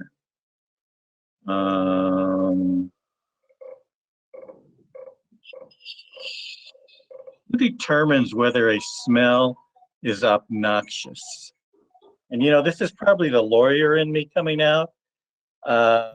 It's like, that's to me, a very vague and I guess general term. I mean, who's going to determine whether a smell is obnoxious? Because maybe a smell to me might smell good, whereas to somebody else it could be obnoxious. Is there some area of law, or is there something in our codes that would define something like that? Isn't there a reasonable man concept, Con? I never heard of a reasonable smell concept, but I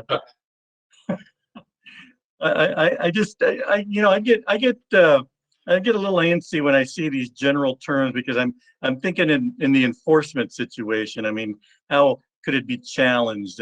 Somebody might say, well, our customers don't think that's an obnoxious smell. In fact, they love it.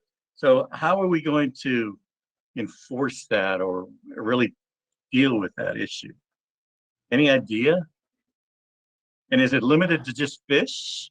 I'd imagine there's other things that could be obnoxious as well. How about stinky tofu? Yeah, there you go. There you go.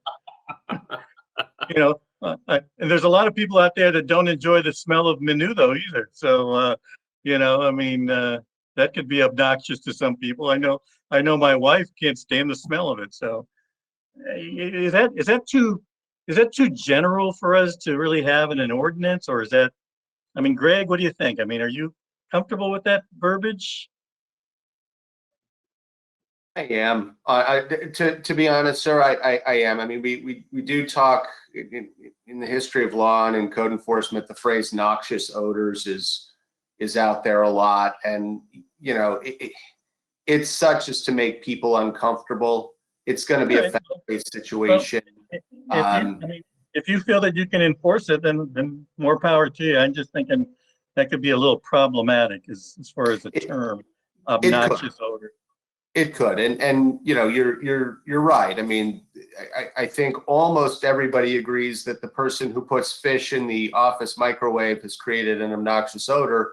But short of that, you're right. It's going to be a fact-based situation, and it's not going to lend itself to hardcore enforcement so much as it is, a lot of working with the people. And frankly, the landlord has every reason to not have obnoxious odors because their other tenants are going to be upset by it. So it is something we want to get rid of, but at the same time, our enforcement mechanisms, I think, are going to be many and varied on this one, and not necessarily handing it to the code enforcement attorneys to head to court on. Right, fair enough. Thank you. Other than that, I don't know. It looks good. I like the thought process. I think that it's spelled out. I like the fact that there's still different from the previous ordinance. This gives us a little bit more flexibility, I guess you could say, to adopt to certain different uses through the CUP process. So, all right, that's all I have, Vince. All right, thank you, Councilmember Chavez. Councilmember Mann, questions? Yes, I have a couple here. Is there a minimum size for something to qualify as a public food market? I just, in my mind, when I think public food market, I'm thinking something really large, like the Anaheim Packing Center, or these giant warehouses. But I guess I'm trying to think of a situation where someone comes in and takes, I don't know, Hometown Buffet and tries to say, can I turn that into a public food market? Is there a threshold from a planning perspective? This ordinance doesn't look at a minimum size. We've seen different models, some of them quite small, some of them, there's one in Old Pasadena that doesn't meet this exact model, but it's within a storefront that's maybe 50 feet wide and a couple 100 feet back. So we've seen them in different sizes. Okay, so from just a, I guess related to our previous items, discussion points, not having a minimum size would actually provide greater flexibility for someone to entertain the idea of public food market. And yes, and because they're so amorphous, the CUP would allow us to look at whether it really works. Okay. And speaking of the CUP, you mentioned that the parking requirement would be hashed out in the CUP process. But I'm just wondering, just generally speaking, are we able to say that the parking requirement for such a use would be greater than what our current codes would require for a restaurant versus retail? Do we have a general sense of whether it would be greater or less than those requirements? I would imagine it would be probably a combination of the restaurant parking requirements and the retail parking requirements. But even now, within the restaurant parking requirements, the restaurant parking requirements are broken down dependent on the size of the restaurant. So restaurants over, I think it's 5,000 square feet or something, or 2,500 square feet require one parking space per 100 square feet, while a small restaurant that's around 1,200 square feet only requires one parking space for every 300 square feet.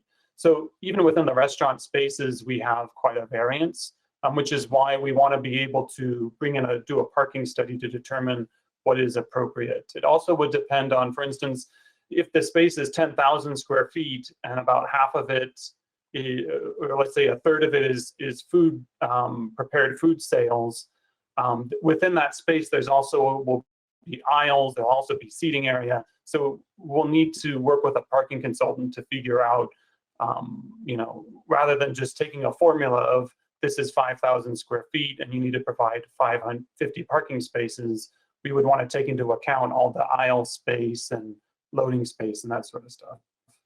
Okay. Yeah, I appreciate the complexity that could come with a CUP process through this. So I think my general concern is just is there a way to provide additional clarity subject, or is it really just you got to bring us your plan before we can really give you any feedback on that? So I don't know what the answer to that would be, but that's just something that's going through my mind. My next question is, you referred to a market square being allowed once per week. And again, going back to our general question of just providing a definition or a guideline, I'm not quite sure what, I think I know what that looks like, but based on the ordinance, I really don't know what parameters would govern a market square, or whether we, within our existing code, we already have guidance for what that market square would be governed by. Our expectation was that they may want to provide something like a the term is escaping me right now.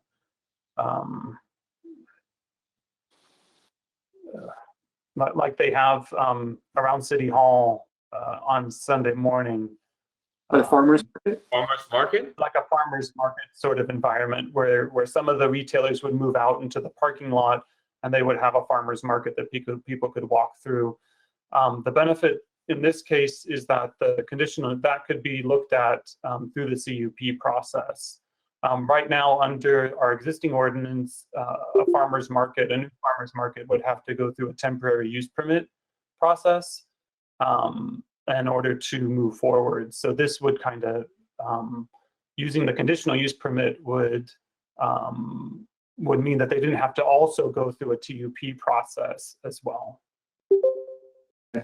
And so I imagine if someone chose to exercise the market square option, so to speak, that would be one circumstance where it wouldn't be subject to the parking requirements that the CUP, or I guess it would be better defined within the CUP process how that would be addressed, right? That's right. We would probably look at, a litter control plan, make sure that they have trash cans, make sure there's a cleanup protocol, you make sure that there's sufficient parking maybe on a joint site, something like that. Okay. And just my final question is, one of the criteria within the proposed ordinances for an experienced entity and person to oversee it that has experience in managing a successful public market. I'm not sure what what our answer would be, how we would define that, because that, again, that seems like a subjective term. And also, I guess my other question would be, people come and go. So if at the point of application, they're saying person A is going to manage this supermarket and they have great experience, great resume. 2 years later, it's no longer that manager. Someone else comes in. Are they now in violation of their CUP? Maybe I'm thinking of like too much of a worst case scenario, but I mean, I guess I'm just trying to reconcile the usefulness of that requirement and kind of the enforcement aspect, and how do we contend with those scenarios? That would just kind of be like my general question. All right. Thank you, Councilmember Mann. Mayor Pro Tem Sternquist? I don't have any questions. Thank you. Okay. I think Councilmember Vizcarra just took a quick break. So perhaps we all should take a quick break because I don't see him there. So it's 9:13. I'm sorry in the middle of discussion, but I wanted to wait for Councilmember Vizcarra to come back. So why don't we take a quick 10-minute break and we'll continue in 10 minutes in 9:23. All right. Thanks.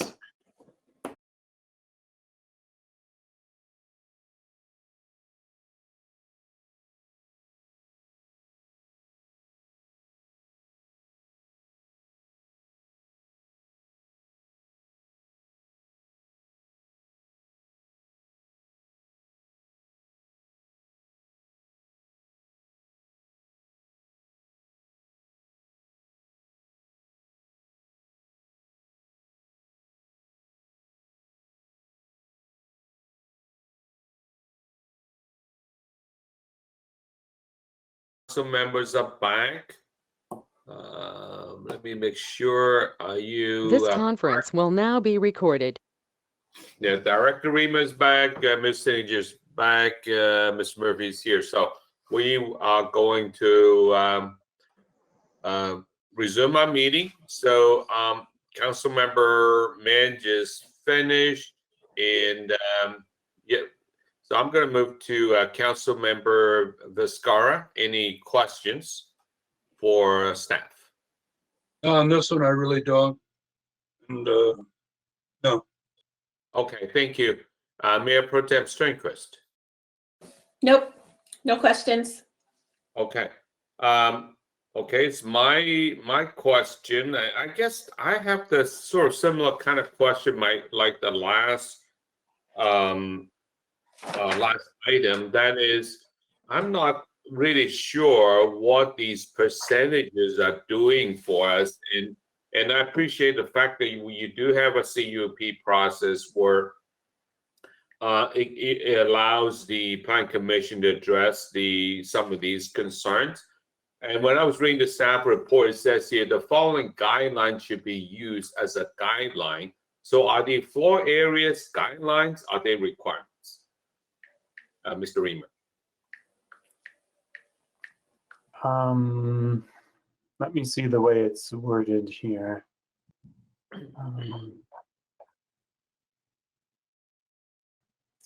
It does say the following guidelines should be used as guidelines for such a plan. No more than 33% of the floor area can be leased.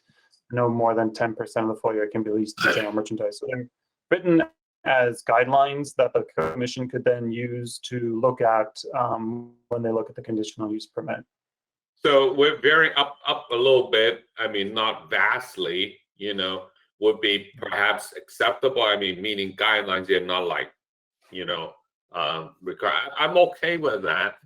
And then also another clarification question is that if no more than 33% of the floor area shall be leased to vendors selling food, and then would the communal seating area be on top of that? Not part of the 33%.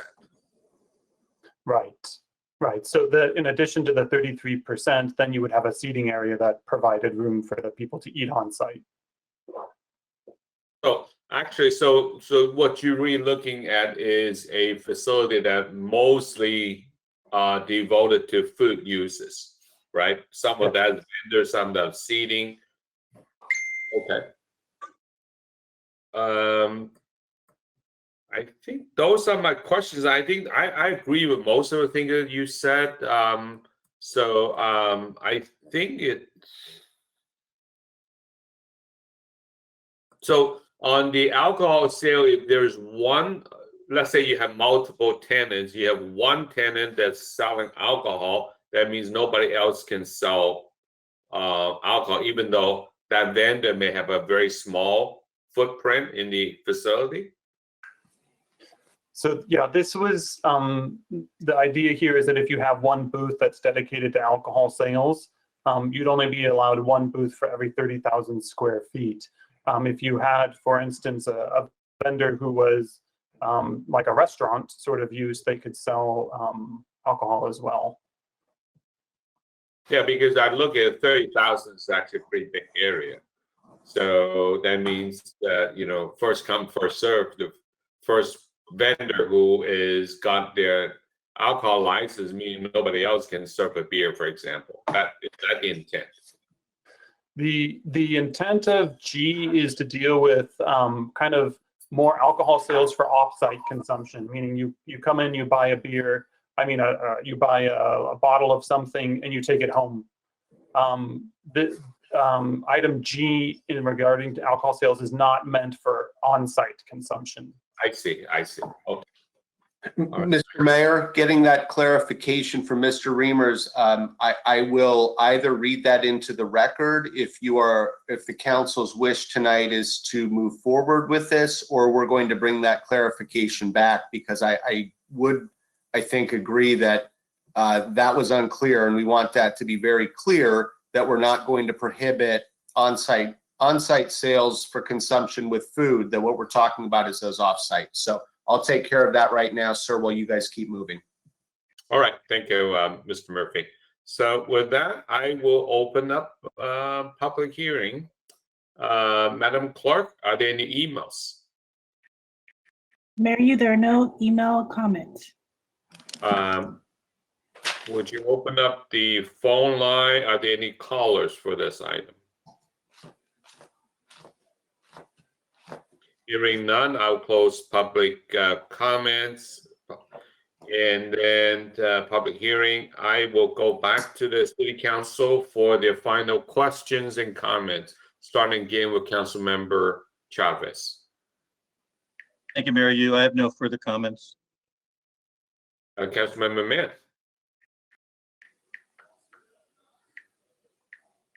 Yes, Mayor Yu. I just have one more, I guess, point of clarification. It's kind of related to Mayor Yu's previous point about requiring certain things on the outside of a certain facility. So in this case, it would be the letter K of the ordinance. It says flower or seasonal sales must be provided on at least one side of the building's main entrance. I guess from my perspective, I'm not really sure why that needs to be written in. I just think it's really subjective. I mean, when I can't, I mean, again, everyone has a different idea of what that might look like. I've seen places that do it really nicely, other places not so nicely. But I just don't see how that really fits in with the public food market use. Besides that, I generally like the ordinance as it is written, and I don't have any further comments. Right, thank you. Councilmember Vizcarra, any final questions or comments? No, I have no further questions. Mayor Pro Tem Sternquist, further questions or comments? No other questions or comments. Thank you. Yeah, I only have one question / comment, Mr. Remus. You know, again, going back to the post-COVID world, you know, while we're all, you know, wanting to perhaps eat outdoors, at least in the outdoor atmosphere, does this ordinance prohibit that? Let's say if I were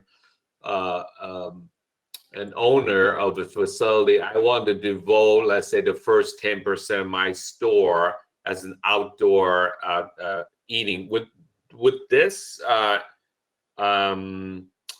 for example, that, you know, what Councilmember Mann just brought up, would item K prevent me from making the front of my facility all food court? No, just scanning through the ordinance right now, I'm not seeing anything that sticks out as something that would preclude that sort of environment. There isn't, at the end of item K, actually, it says you can even, setting the building back to provide some sort of retail space is encouraged, so that notion is in there. So I can't think of anything else in there that precludes what you're talking about. But you said it has to have flowers, but what if I don't have flower or seasonal goods? You mean, I mean, straight all, you know, food service. Would that still satisfy this requirement? Because K seems to have said must be provided. Yeah, K was really looking at trying to make sure that the first tenant was something that was flower seasonal sales, but if that item is struck, then there would be no such requirement. And we just changed the wording to may be provided rather than must. I was going to say the wording are flowers or seasonal sales are encouraged goes a bit beyond just the option, but as you say, doesn't require it. And in the case of something like the mayor's description or hypothetical, you wouldn't want anything getting in the way of the outdoor seating. So in that case, you wouldn't have it because you have a really good plan. So I would propose the language, flowers or seasonal sales stalls are encouraged on at least one side of the building's main entrance. Okay. What do you What do you mean by setting the building back? What does that mean? So let's say you step off the sidewalk and I guess you have some outdoor seating before you get to the front door. That means actually physically moving the building back? I'm not sure what that Yes. terminology means. Is that an architectural term, or in such cases, setting the building back to provide seasonal? How do you set a building back? I'll let Mr. Reimers answer that, I guess. Well, we've seen businesses where the building used to come up to the property line, remove the front portion of the structure in order to put in outdoor seating. So that this would be an option that somebody could move the front of the structure back away from the front property line in order to provide some outdoor space. You're not actually talking about moving the building, but actually deleting a part of the building. Is that right? Demolishing the front wall. Right. Okay. Because I was just confused by the language. Setting the building back. I don't know how you pick up a building and move it back. But I guess what it really means is that you remove an area of the front of the building and to provide for these outdoor sales, I guess. Yes, sir. Right. All right. Well, are we gonna, Greg, is it your recommendation that we just change entire paragraph K to just what you said rather than what is there currently? Or are we gonna leave in that language, in such cases, setting the building back to provide seasonal outdoor sales is encouraged? Isn't that a little redundant of what you just said?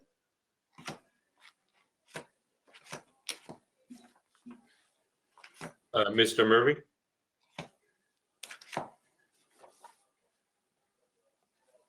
I can't hear him. I cannot hear Mr. Murphy. I think he's frozen, perhaps. Mr. Murphy? And I was having that problem earlier too, so. Wave your hand, Greg. yeah. He's frozen. Maybe, We need to develop a sign language so that we can, or get some of those little placards to hold up in front of us. Can't hear you, you know. Well, I don't know. I mean, I guess that's for us to decide. I mean, what do you think, Scott? Should we just, do we need that last sentence in there? Do you think it's important to have that last sentence in there? And if you do, then fine, we'll leave it. I don't think it's necessary, and I think just changing it from must to encouraged is appropriate. Okay, because that's basically what it says, is that the last sentence kind of, it says we encourage providing seasonal outdoor sales, and that's kind of what Greg has kind of said to us as far as the redo. So maybe with that change, I think that might address Councilmember Mann's questions about that as well. yeah, I think Mr. Murphy just came back on, so I don't know how My much. apologies, my internet died for about a minute and a half. No problem. So did you get the question I asked? I don't believe so, sir. Could you please? Okay. So my question was, you had proposed changing the language in paragraph K, and my question was, do we need the last sentence then in there? In such cases, setting the building back to provide seasonal outdoor sales is encouraged. I don't think it's necessary if we're just encouraging them. Yeah. So I would just leave it to what the redo what you did, and then cut that last sentence out. Yeah. And then also one other question for Mr. Murphy. So if we were to vote on this item before us tonight, then paragraph G, you would amend it per what we just discussed, right? As a read in change. Yes, sir. What we would have it say, and it's not that big a change. It's simply saying packaged alcohol sales for off-site consumption must be limited to one tenant per 30,000 square feet, and then we go from there.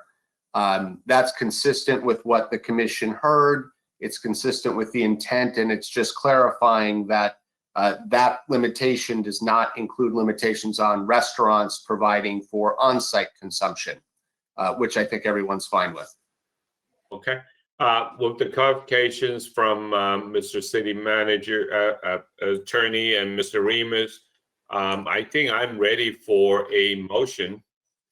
Yeah, Mayor, I would propose the following motion that we introduce ordinance number 21-1056 for first reading by title only, amending Article 9-1T, special uses of the zoning code related to public food markets. Waive further reading of ordinance number 21-1056 and schedule the second reading of ordinance number 21-1056 for May 4th, 2021, with the suggested amendments to paragraphs K and G of the ordinance. We have a second. Second. Okay, it's moved and seconded. Madam Clerk, we have roll call, please. Yes, Mayor. Councilmember Chavez, Yes. Councilmember Mann, Yes. Councilmember Viscara, Yes. Mayor Pro Tem Sternquist, Yes. Mayor Wu. Yes, thank you.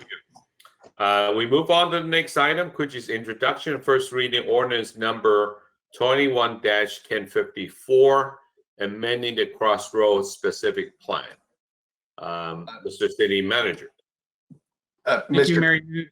Mr. Cook, before we do that, I believe it's our practice to have either the city clerk or myself. Sorry. Yeah, I jumped the gun here. Yes, Madam Clerk. Thank you for the reminder. Thank you. Ordinance number 21-1056, an ordinance of the City Council of the City of Temple City, California, amending Title 9 of the Temple City Code to add Section 9-1T-20 pertaining to public food markets and other conforming changes. Thank you. All right, thank you, Madam Clerk. Sorry for skipping over you. Let's come back to the introduction and first reading of ordinance number 21-54, amending the Crossroads specific plan. Mr. City Manager, please. Thank you, Mayor, you and members of the council. I'm going to repeat myself again, but tonight, this item, which really dives into some of how in particular, the Crossroads specific plan area would apply subdivisions and other issues that actually played out to your conditions that you just approved with the public marketplace play out, but there are some other issues here as well. So again, if you need more clarification or you're not comfortable tonight, either giving us further direction with the ordinance or adopting it tonight, we still have that second meeting in May of which this could be presented to you after we receive some direction and wherever you'd like some clarification. So Mr. Reimers is on overtime tonight with presentation, so we'll hand it over to Mr. Reimers. All right, good evening. Good evening again. The Crossroads specific plan area, just to remind everybody, is focused around the intersection of Las Tunas and Rosemead Boulevard. The changes that are being proposed for the most part center on the MUC district, which is south of Las Tunas, west of Rosemead, and north of the Eaton Wash and east of the Eaton Wash. For background, we've already talked about some of these items, but I did want to highlight, especially for the Crossroads specific plan, that in February and March, I met with most of the property owners in the MUC district, all of the major property owners in the MUC district, and spoke to a number of other property owners who received the public notice and wanted more information. So we've done some significant outreach on these proposed changes. Since then, the Planning Commission did review the recommendation and provided some comments for the council to consider, and I'll be going over those. We've already handled the grocery store and the public food markets, so the Crossroads specific plan presentation will focus on minimum densities, land subdivisions, tenant subdivisions, and a new policy on tenants. In terms of tenant subdivisions, just to be clear what we're talking about, if you have a commercial building and you wanted to subdivide it so that you could have multiple tenants, that's what's considered a tenant subdivision. This is in response to vacancies that could be occurring because there's been more and more competition from online retailers. So as part of the goal of this ordinance was to keep a diverse mix of tenant spaces, some large tenant spaces, some smaller tenant spaces, make sure that we're trying to also reduce vacancies, but still encourage development consistent with the Crossroads specific plan. So table 1 here provides some information, provides the regulation that staff is proposing about how tenant spaces could be subdivided. So for instance, if you have a tenant space that's more than 60,000 square feet, I'm sorry, if you have a tenant space that's more than 60,000 square feet, it could be one unit must be at least 50,000 square feet or more, and no unit could be less than 20,000 square feet. One change that we made to this table, since you saw it when you originally initiated the zone change or specific plan amendment, was in relation to one of the property owners asked us to make a modification regarding this 7,500 square foot number. We raised that ceiling some because of some of the restaurants on site are of a larger size, so we increased that. And then the Planning Commission recommended, and this ordinance, if it's approved, would use this as a standard rule. And then if someone wanted to apply for a tenant space subdivision that didn't meet these exact rules, they could do that through the conditional use permit process. Also, in regards to these tenant subdivisions, with the tenant subdivision, the ordinance would require them to also make some improvements to the facade and to the parking lot. And one of the recommendations from the Planning Commission was that improvements should also include some infrastructure for electrical vehicle charging stations so that people can charge their electric vehicles. And for one of the examples that we showed to the Planning Commission was a reworking of the Hastings Ranch Shopping Center in Pasadena. And you can see that they not only improved some of the facades there, but they also made some significant improvements to the parking lot, provided some landscaping and some trees to the area. Another requirement of this ordinance was that a tenant space would need to be at least 50 feet deep and at least 25 feet wide. And in response to one of the property owners we spoke with, we're providing an exception to that if the existing space, if the space as it exists today is already lower than these requirements. And then another requirement of the ordinance would be if someone's creating new tenant spaces, those tenant spaces could not face the eat and wash area, that they needed to have a frontage facing either Rosemead, Las Tunas, or Broadway. So those are the requirements for new tenant subdivisions. The ordinance also handles land subdivision. So that's when you're actually dividing a lot or a parcel into multiple pieces. This was not something that originally was considered under the Crossroads specific plan because we were expecting lots to be consolidated over time to create larger cohesive projects. So similar to the tenant subdivisions, we're looking to help maintain kind of diverse set of land sizes and a more resilient economy. The requirement of this ordinance would be that any new lot would have to be a minimum of 200 feet in width and depth. So what that looks like is the existing Kmart building, for instance, and most of the buildings on the site are about 200 feet deep. And then the parking lot area is approximately 260 feet from the drive aisle out to the front property line on Rosemead.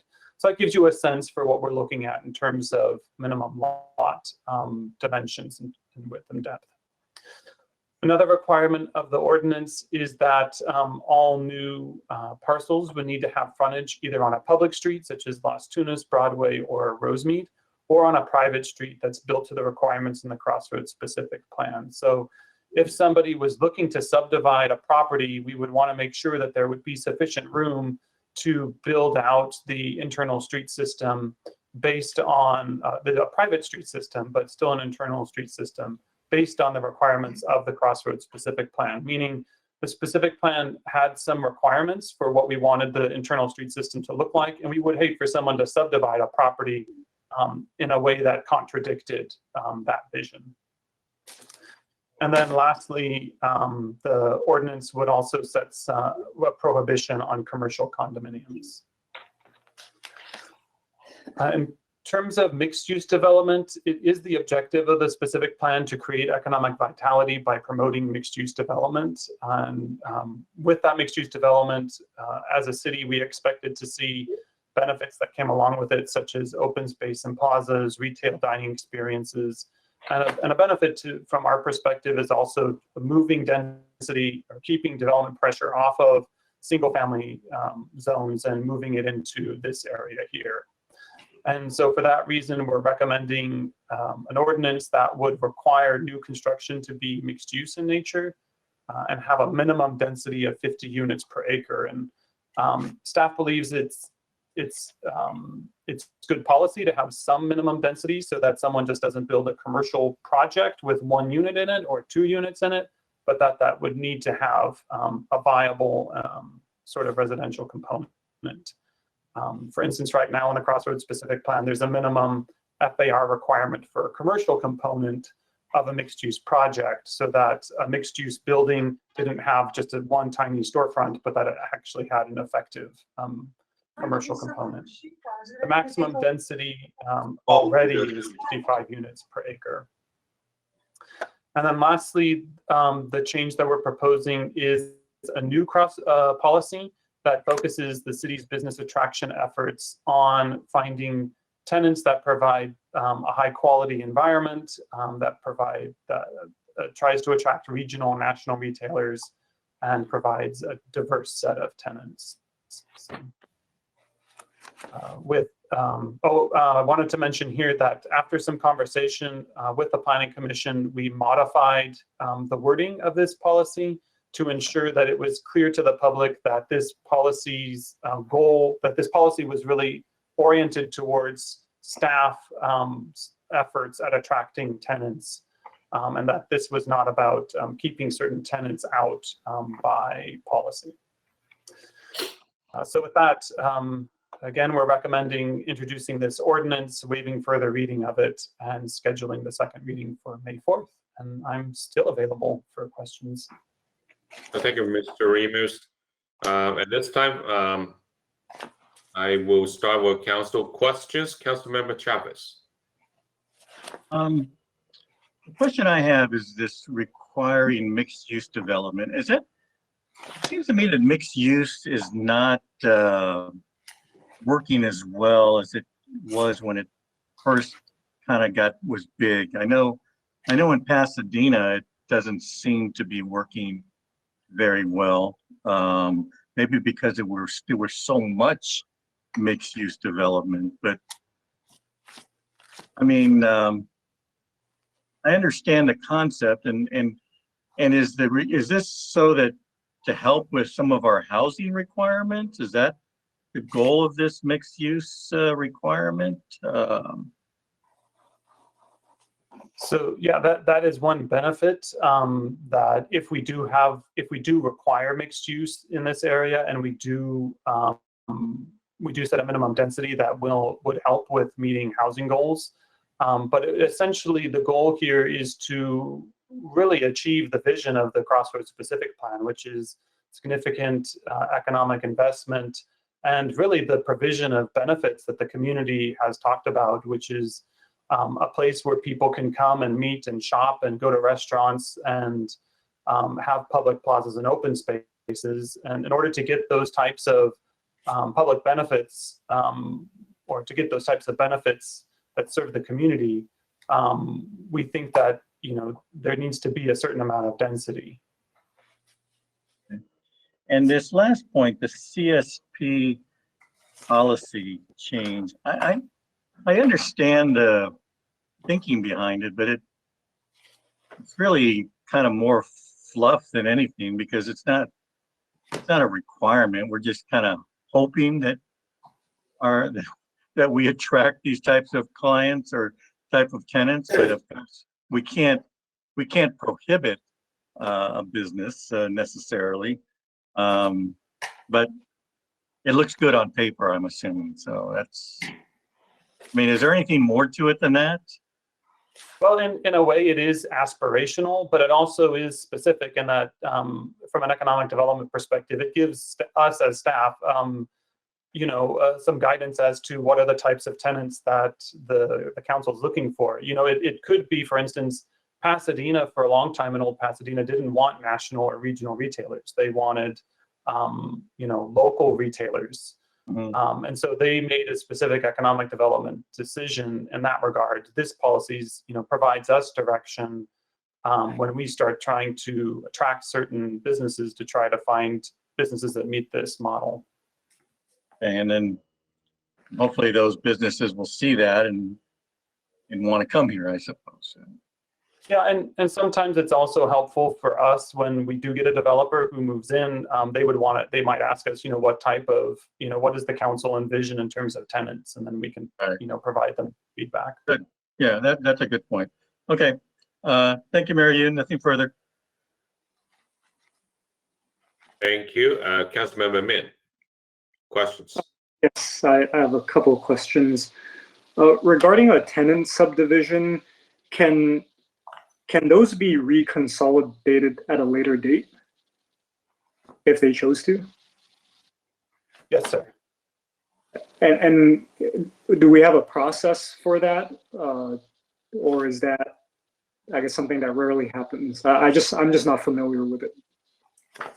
That would just be a tenant improvement. So they would submit an over-the-counter plan that's reviewed by the planning staff over the counter, just to make sure that the new use meets parking requirements. And then it goes through a building plan check. Okay, thank you. And regarding the electric charging stations, I presume that statement I guess in practice, it just defaults to whatever the building code would require. Is that correct? Or are we proposing different standards than what the code would require? So what the policy or what the ordinance says is that when somebody subdivides the space, they have to do some sort of improvement to the parking lot or to the facade. And then what we did in order to incorporate the planning commission's feedback was we added the sentence, exterior improvements should, when financially proportional, include the installation of electrical vehicle charging stations. So if the interior improvements are minor, it's probably we're not going to require, a major investment from the property owner to install this sort of infrastructure. But if a large site is being prepared, then they would need to provide. We would look at this and see if it would be financially feasible to install some sort of charging, either the infrastructure for the charging station or the station itself. Okay, that makes sense. And I guess can you help me better understand, or if possible, provide an example near us of a lifestyle center or boutique mall? Yeah, I think a good local example is the project near the corner or at the corner of Garfield and Main, the southeast corner. That retail portion that's up front kind of has some outdoor areas. It has a lot of tenants around, some public gathering space. I think that might be an example of a lifestyle center that's nearby. Okay, and basically we're saying if someone proposes to build something like that would go through the whole CUP process to determine what the parameters would be. Yes, because we realized that when you're taking an existing building and you're trying to convert it into a center like that, there's probably going to run into issues regarding how the space is divided, whether you could have frontage on Rosemead versus frontage on some sort of public plaza instead. And so we thought it would be appropriate in that circumstance to have some discretion through a CUP process. Okay, that makes sense, because that actually you just inadvertently answered my other question regarding the frontage. So I was just concerned that there was some provisions written that would exclude the discretionary nature of some of these centers that might not fit that frontage requirement. So, okay, thank you. That's all the questions I have. Councilmember Viscara, questions?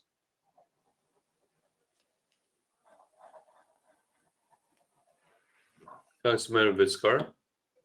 I think you want me.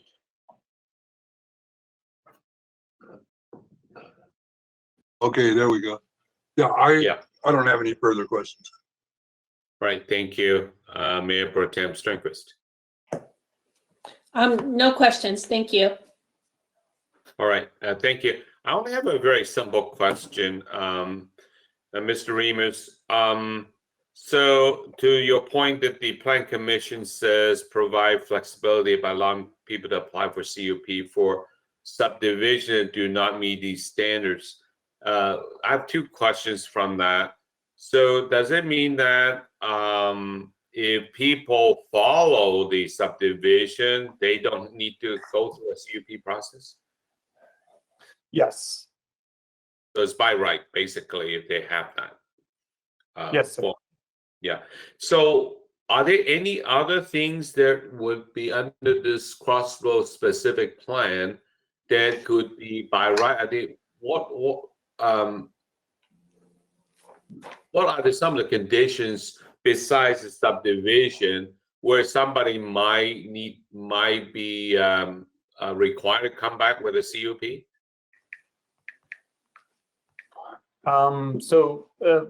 Mostly that would be just in relation to some specific uses. So for instance, uses that sell alcohol, a business that's operating past 10 o'clock at night. Those are the types of things that require a CUP. Nothing jumps out at me regarding development standards that are waived with a CUP. Okay. So if they don't meet, let's say if somebody that comes in, they don't meet certain specific areas of the Crossroads specific plan, would they be then going for variance from the plan, or is that just would they be allowed as a CUP just so they can be heard on a discretionary basis? It would most likely be a variance. Typically what we see in specific plan areas is when we see a large development, let's say the Kmart shopping center moved forward, or a number of the other sites moved forward. Sometimes what we see is an application to amend the specific plan, because what the applicant has in mind is a bit different than, or is somewhat different from what the council had approved, and then they apply for an amendment to the specific plan. I see. Okay.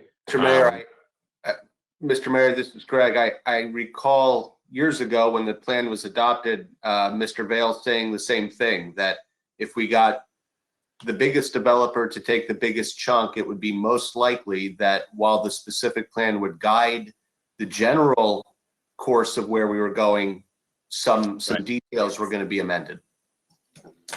Okay. All right. Thank you.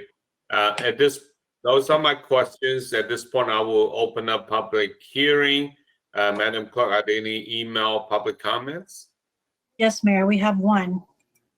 It's from Mr. Kenny Chung, and his comment is, could you please explain the installation of electric vehicle charging station requirements and how it affects existing parking requirements?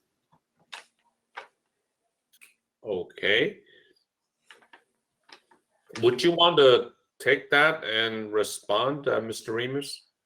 Sure, I can provide a little bit. I've kind of described some of it already. I'll just quickly summarize those. That the requirements to provide for electrical vehicle charging stations is only as much as proportional to the work that's actually being done on the site.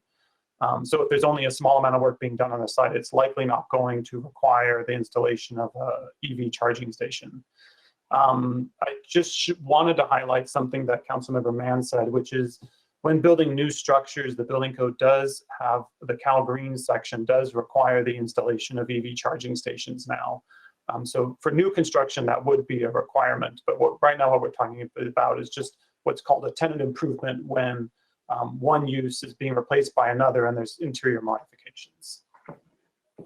So, Mr. Remus, so how do one know whether they fall under if they propose a tenant improvement? Is the way to come and talk to you to find out?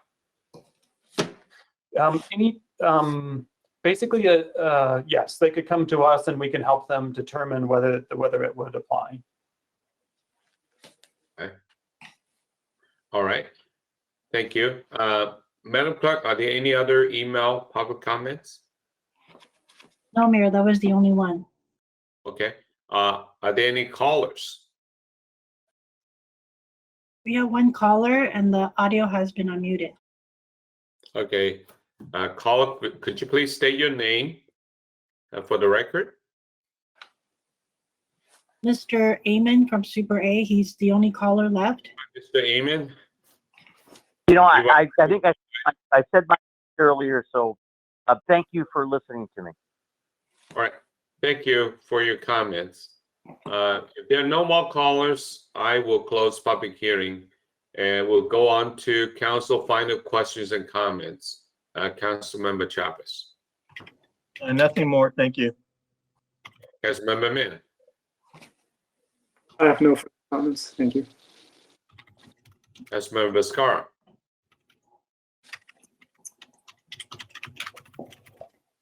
I think you're on mute, Councilmember Viscara. Any other final comments? Okay. Yeah, I'm inclined to comment on the electrical charging stations. Yeah. Very sensitive to it because we have an electric car and have been stuck in Bakersfield someplace, unable to find a charging station. And I think the more that we have, especially with what's happening in the world of electric vehicles, it's, I don't know, I just think it's something we should consider a little more strongly. Okay. I don't have a specific recommendation, but I don't think we should overlook it either. Right. But yeah. All right. Thank you. That's it. Thank you. Mayor Pro Tem Stringquist. No, thank you. All my questions have been answered. Yeah. Likewise, my question been answered. The only comment I would make was that I appreciate the flexibility that the Planning Commission had recommended. That is that if they don't fall under the subdivision guidelines, that they would be a way for a CUP process to address the variance. With that, I am ready for council motion. Mayor, I'll move that we introduce number 21-1054 for first reading by title only, amending the Crossroads specific plan, and that we waive further of this ordinance in attachment A and schedule the second reading of this ordinance for May 4th, 2021. We have a second. Second. Okay, it's moved and seconded. Madam Clerk, roll call, Yes, please. Councilmember Chavez, Yes. Councilmember Mann, Yes. Councilmember Viscara, Yes. Mayor Pro Tem Sternquist, Yes. Mayor Yu. Yes. So, Madam Clerk, would you please read the ordinance title? Thank you, Mayor. Ordinance number 21-1054, an ordinance of the City Council of the City of Temple City, California, amending the Crossroads specific plan pertaining to subdivisions and public market, grocery store, mixed use, and housing uses. Thank you. Thank you, Madam Clerk, and thank you, Mr. Remus. You are been on for a long time tonight. So with that, we move on to item number 9, unfinished business, Temple City Library Art Project. Mr. City Manager Cook. Thank you, Mayor, Mayor Yu, and members of the council. I'm excited to bring forward to you tonight the next step in the process with the library project. This is started a long time ago, back in September of 2017, when he authorized us to begin the fundraising process. And credit to Mayor Pro Tem Sturquist, who was one of the leads heading up that fundraising. We then contracted out with Louise Griffin, who is a renowned architect and artist, to come up with a concept, and that concept is in your packet tonight. And it's not simply just a one piece. It spans the entire library and is actually a very integral part of the design. We were able to raise, and with over 150 donors, $118,000. At this point of the project, they are about 75% complete. In order for us to move forward, there is additional funding that we'll need of about $34,000, which we will also ask the county to contribute to. But in the meantime, in order to meet the timelines of the construction, in order to make the deposits with the contractors that are very specific for this type of work, we would ask that you allow us to use $34,000 from the Public Art Fund, which has a balance of approximately $120,000. And as either more donations come in, or if the county does contribute to that, we would reimburse the Public Art Fund. This is an exciting project. It's I think we're going to see this piece is something that's going to be a milestone in terms of what the county libraries do and some of the things that we're going to be seeing going forward. So with that, I'm here for any questions. And what you'd seen before, I think only Councilmember Cara hadn't seen it yet, was the art piece in the past, but it's there for you to see again, and how amazingly intricate it is. Charisse Miller, who's a renowned children's artist, has developed these unique pieces just for this mosaic of pieces throughout. It's almost 170 pieces altogether with the way it lays out throughout the entire library. So we're excited about it, and I'm here for any questions. For council questions, we'll start with Councilmember Chavez. Not so much questions, but a couple of comments. I don't have any objection in principle to the use of the public art funds. After all, that's what they're there for, something like this. The only thing is that this kind of reminds me a little bit about the discussion that we had with the park. And did we overdo it regarding the improvements? And I guess maybe that discussion should have been had before we were facing a deficit of $33,000, because as you remember with the park, we decided, well, maybe there's a way that we can cut back and still have the same general park that we had envisioned. So that's a concern. But again, that was probably a discussion we should have had before, because it seems like we're still under the gun. What I would like to do, though, and that is, I would like to see us continue to pursue the county for more funding to see if we can get some of this money back. And then also suggest that maybe we think about maybe some public fundraisers to fill some of this gap. I know that we're planning on doing some summer concert series this summer perhaps, and maybe setting up a library booth to take donations, and maybe having some illustrations there will get people excited about the new library and want to contribute monies in that regard, so that it's not such a big hit on public funds. So that would be my suggestions. Other than that, I'm okay with the recommendation. All right, thank you. Mayor, can I just respond to Mr. Chavez? Please. Councilmember Chavez? I think, Tom, what happened also is that the costs have gone up substantially since the time that we first looked at the art pieces. So they were well within budget initially, but just the cost of developing them. And then, of course, a year of COVID did not help. So just cost all around, from the person who's fabricating it, the artist that's imprinting on them. So I think that was one of the reasons. I will remind those council members who haven't contributed yet that we're still willing to take your donation for a brick in the library. All right. Thank you. Councilman Mann, any questions? I don't have any questions at this time. Thank you. All right, Councilmember Viscara. Cindy, sign me up for a break, okay? Okay, will do. That's all. Mayor Pro Tem. Okay, thank you, Mayor Pro Tem Sternquist. No, I'm just really excited. So much thought and work went into taking a look at what would make our library so unique. And I think once we see the work, we're really going to be pleased, because the artwork in itself is very much what our community is.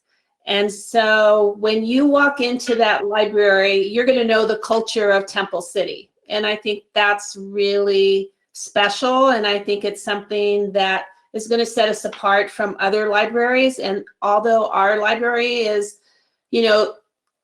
still going to be small in comparison to others, it's going to be mighty, and it's going to be beautiful. And it's going to be a place where grandparents are going to want to take their children, parents are going to want to take their kids. And I just, can't be happier about the progress that we've made thus far. And I told Brian that had it not been for COVID, I would have been happy to go and raise the other $34,000 that we need. But it's just a little difficult to meet with people, and I hate asking for money on Zoom meetings. But yeah, it's just really going to be great. And I thank you all for your support of the library. Thank you, Mayor Pro Tem, and I really appreciate your hard work in raising the funds. But I also agree with Councilmember Chavez. We should, look to the counties for help as well. Our city had single-handedly, through Mayor Pro Tem's effort and former Councilmember Fish, and we've been raising a lot of money. Thank you for all that donated. But I think it'll be good that the county also can help out, because it's typical in county projects, they do set aside 1% of the construction costs for civic art. So I'd be curious what they have set aside as a civic art percentage. And Mayor, I just want to share also, I don't know if I told everyone, but Councilmember Viscara is now on the Library Commission. And he's an appointee of Catherine Barger for the 5th District, which very much was going to, help us. So Brian is going to schedule a meeting with Catherine Barger, Fernando, and myself, so we can specifically ask her if she would contribute some discretionary funds to the project.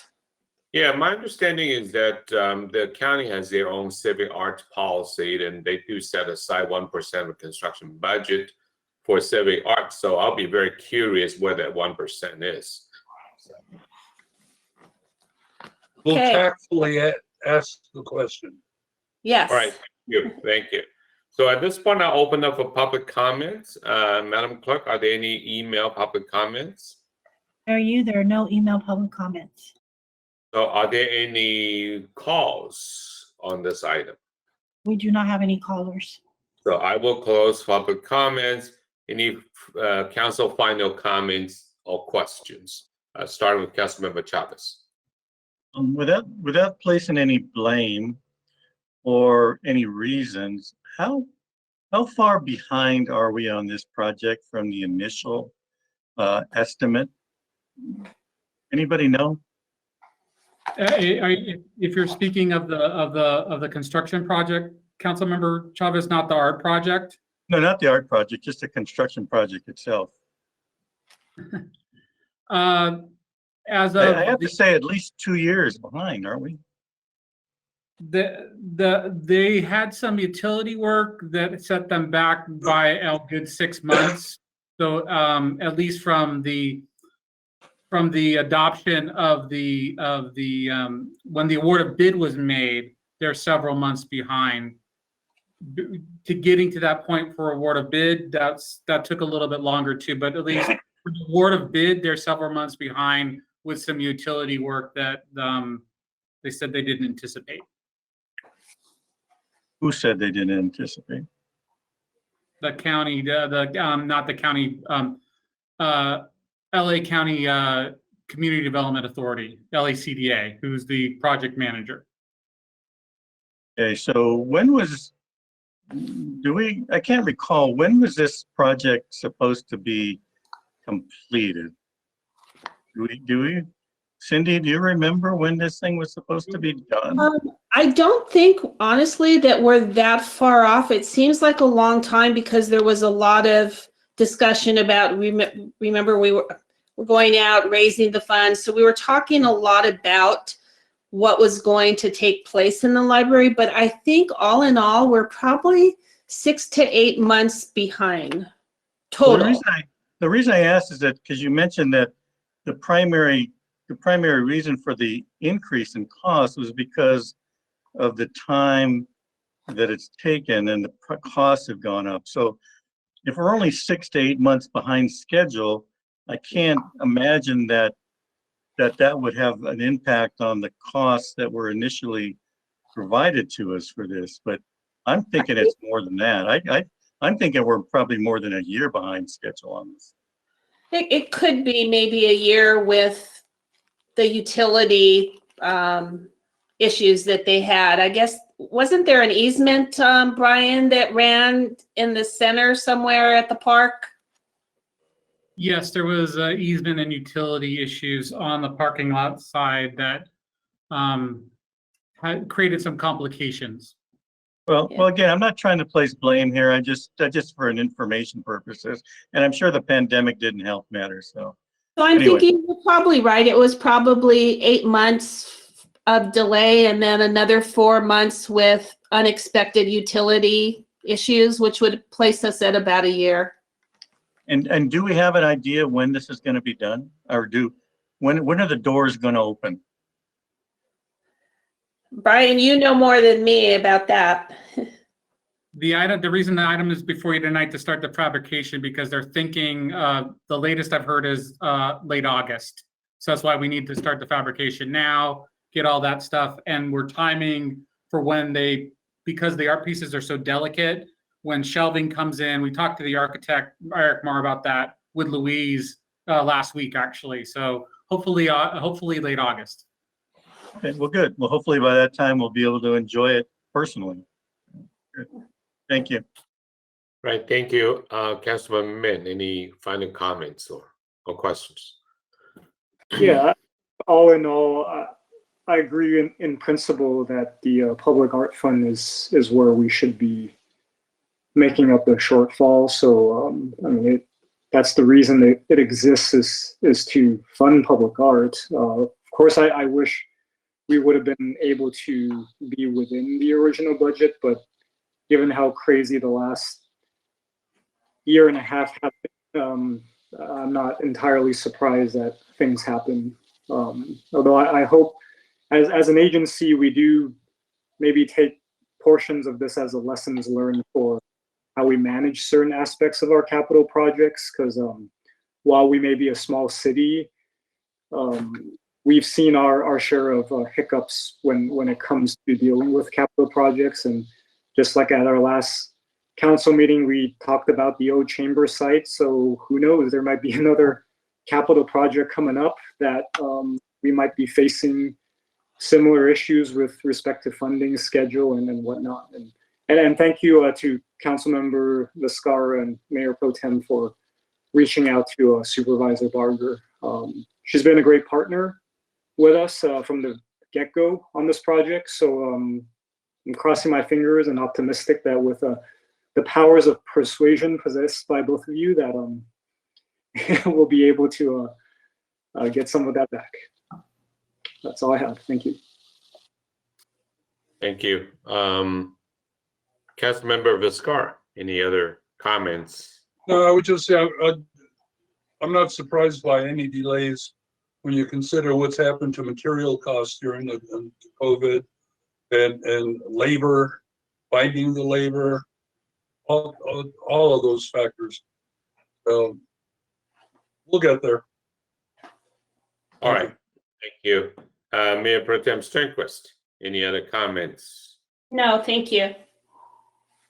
Well, I don't have too many comments either. And again, I would just really want to credit Mayor Pro Tem Sternquist for all her work in raising the funds for public art. But at the same time, I want to also echo Councilman Mintz remark on Supervisor Barger, and she's a great partner to our city. And I know this, while tonight we may be looking at the public, augmenting the city's public arts funds for the project, but the supervisor herself had actually been taking care of various increases in project costs that did not come back to the city. So we really appreciate her for that. So while we could ask, but we also need to know that the county actually had added a number of, quite at least a couple of times that they added budget to the project without coming back to us. So we want to put it out there that we appreciate the effort. So, but we are very close to the finish line, and I think the adding a little bit of money from our own public arts funds will be appropriate to make sure the project gets done on time. So with that, I'm ready for council motion. Can we pull that up on the screen? I could make the motion.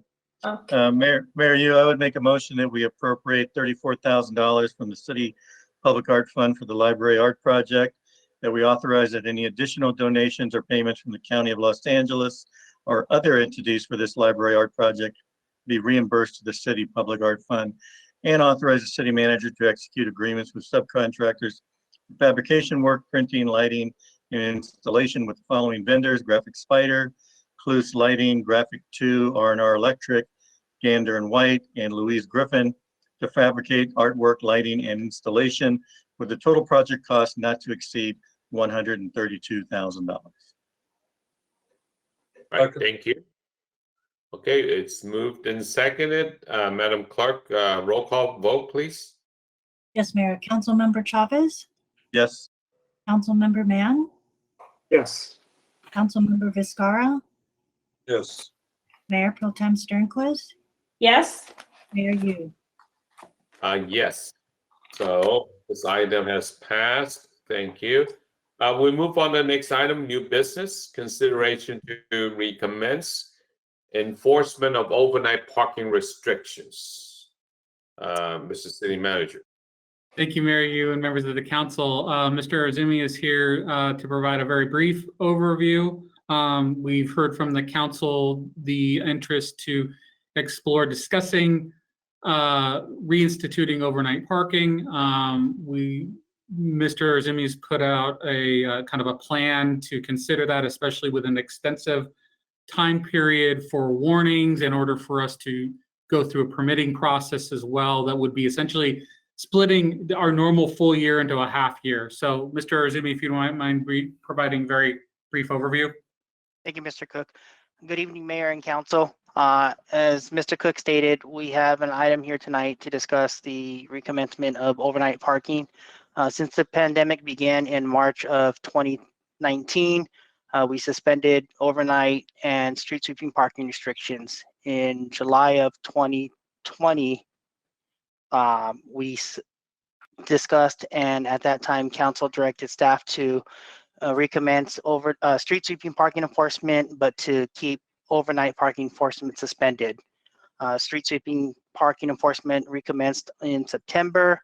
And in January of 2021, staff had planned to bring back overnight parking for discussion to the city council. However, at that time, we were in the third surge of the pandemic, and we're experiencing an increase in confirmed cases, hospitalizations, and deaths. And so at this time, we are now in the orange tier, or tier 3, and have less restrictions in place. And as we move through the less restrictive tiers, different sectors continue to keep opening up. And so as those sectors open up, everybody has begun to either return to work or to school. The purpose of the suspension of the overnight parking enforcement was to allow people under the safer at home restrictions and during the lockdown to have a space because additional family members were coming home from school or combining spaces to save money because of unemployment. And so at this time, staff recommends that we recommence overnight parking enforcement on July 7th, which is a Wednesday after the 4th of July holiday. If approved tonight, this will provide a 75-day warning period. And as Mr. Cook stated, during the warning period, we can begin to issue annual parking permits. This will provide a fee for the permits as in the third quarter. And so by starting enforcement in the third quarter of the year, residents would have a prorated fee at a lower rate to purchase that permit. In this 75-day window, residents can begin to submit their applications online, and hopefully by sometime soon we'll have in-person services effective May 3rd. Will be open up for limited appointments, which would be able to assist residents in obtaining those permits and submit those applications. And so at this time, staff is looking for council to provide us direction on enforcement and when to recommence overnight parking enforcement. All right, thank you, Ms. Arizumi. Council questions, starting with Councilmember Chavez. How is the re-implementation of the street sweeping ordinance gone, in your opinion? It's gone great. People were receptive to it. A lot of people were happy that we were doing it again because their streets weren't getting cleaned. And so with the street sweeping, we had a 45-day warning period, which we issued the warning notices. And as anticipated, there were some people that didn't move their vehicles. But as enforcement continued, people began to move their vehicles. And do we know that most of our residents have gone back to work, or are we just kind of guessing because the restrictions have been gotten easier? I mean, do we don't know that? Because I know that a lot of people are still working from home. I mean, how are we gauging that at all? Are we just going basically by the state and county? Correct, by the state and county. As we enter the less restrictive tiers, those different sectors open up, and as those sectors open up, more people are returning to work or school. Okay. Although it's going to be reinforced in the middle of the summer when most students will probably be returning from school if they were away. Of course, that was always an issue, even when we had the enforcement in place. What kind of dollar impact are we talking about here? Do we have a sense of what type of monies we're talking about? I guess it goes back to the budget, but Mr. Cook, do you recall what we were losing as far as the enforcement of the overnight parking? On the enforcement side, that's, we don't look towards enforcement as a revenue generator. That's not there. Okay, well, maybe I worded that incorrectly. What do we gain from having the permit process in place? It's about $150,000 a year, and that's our fourth quarter report, or excuse me, our third quarter report is going to show a complete loss on that. We may be able to make it up in other areas, including some of the funding is coming from the feds, but coming in the future years, that would be a pretty, $150,000 is a pretty substantial impact. Okay. All right, that's all I have for now. Thank you. Thank you. Councilmember Min, question.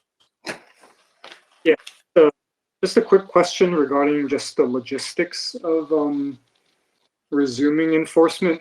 When we're passing out the warning notices, are we basically treating it, I guess from an operational standpoint, all of our enforcement officers are issuing those warning notices as if they would normally do for citations? Is that the only difference? Correct, yeah. So the officers that are working the early morning hours during the hours of 2 a.m. to 5 a.m., or even with this, we can do it a little bit earlier, would put notices on the vehicles informing them that overnight restrictions will be enforced effective July 7th if approved tonight, and to encourage them to get their permit from now until July 7th. When we did the street sweeping, the warning notices were put on the vehicles that were parked on the route of the street sweeping day. So if it was a Wednesday, we only put the warning notices on the vehicles on the Wednesday between the restricted timeframes. Okay, thank you. That's all the questions I have. All right, thank you. Councilmember Scar. I walk my dog at least 2 miles every night, sometimes 3.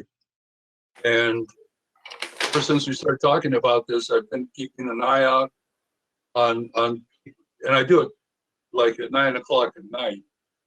I kept my eye on the number of cars that are parked out on the street. And actually, there aren't all that many. I don't think it's really, I doubt if there's going to be a heck of a lot of negative reaction to it. And I know those of us that are conscious of it like to put our cars away anyway for safety reasons. So I think we should. All right. Tenant, Councilmember. Okay. Mayor Pro Tem Sternquist. I appreciate the 75 days. I think it's more than enough time to adequately inform the residents. So yeah, I'm in favor of this, and I think that the 75 days is adequate, more than adequate. All right, thank you. Actually, I just have a clarification question. So if we pass this ordinance tonight, Mr. Arizona, we'll start putting little warning notices starting now? Correct. If approved tonight, I have staff that's working tonight that has been advised if it's approved by council tonight, that he can begin putting the warning notices on the vehicles. And that would continue until July 7th, and that would occur 7 days a week.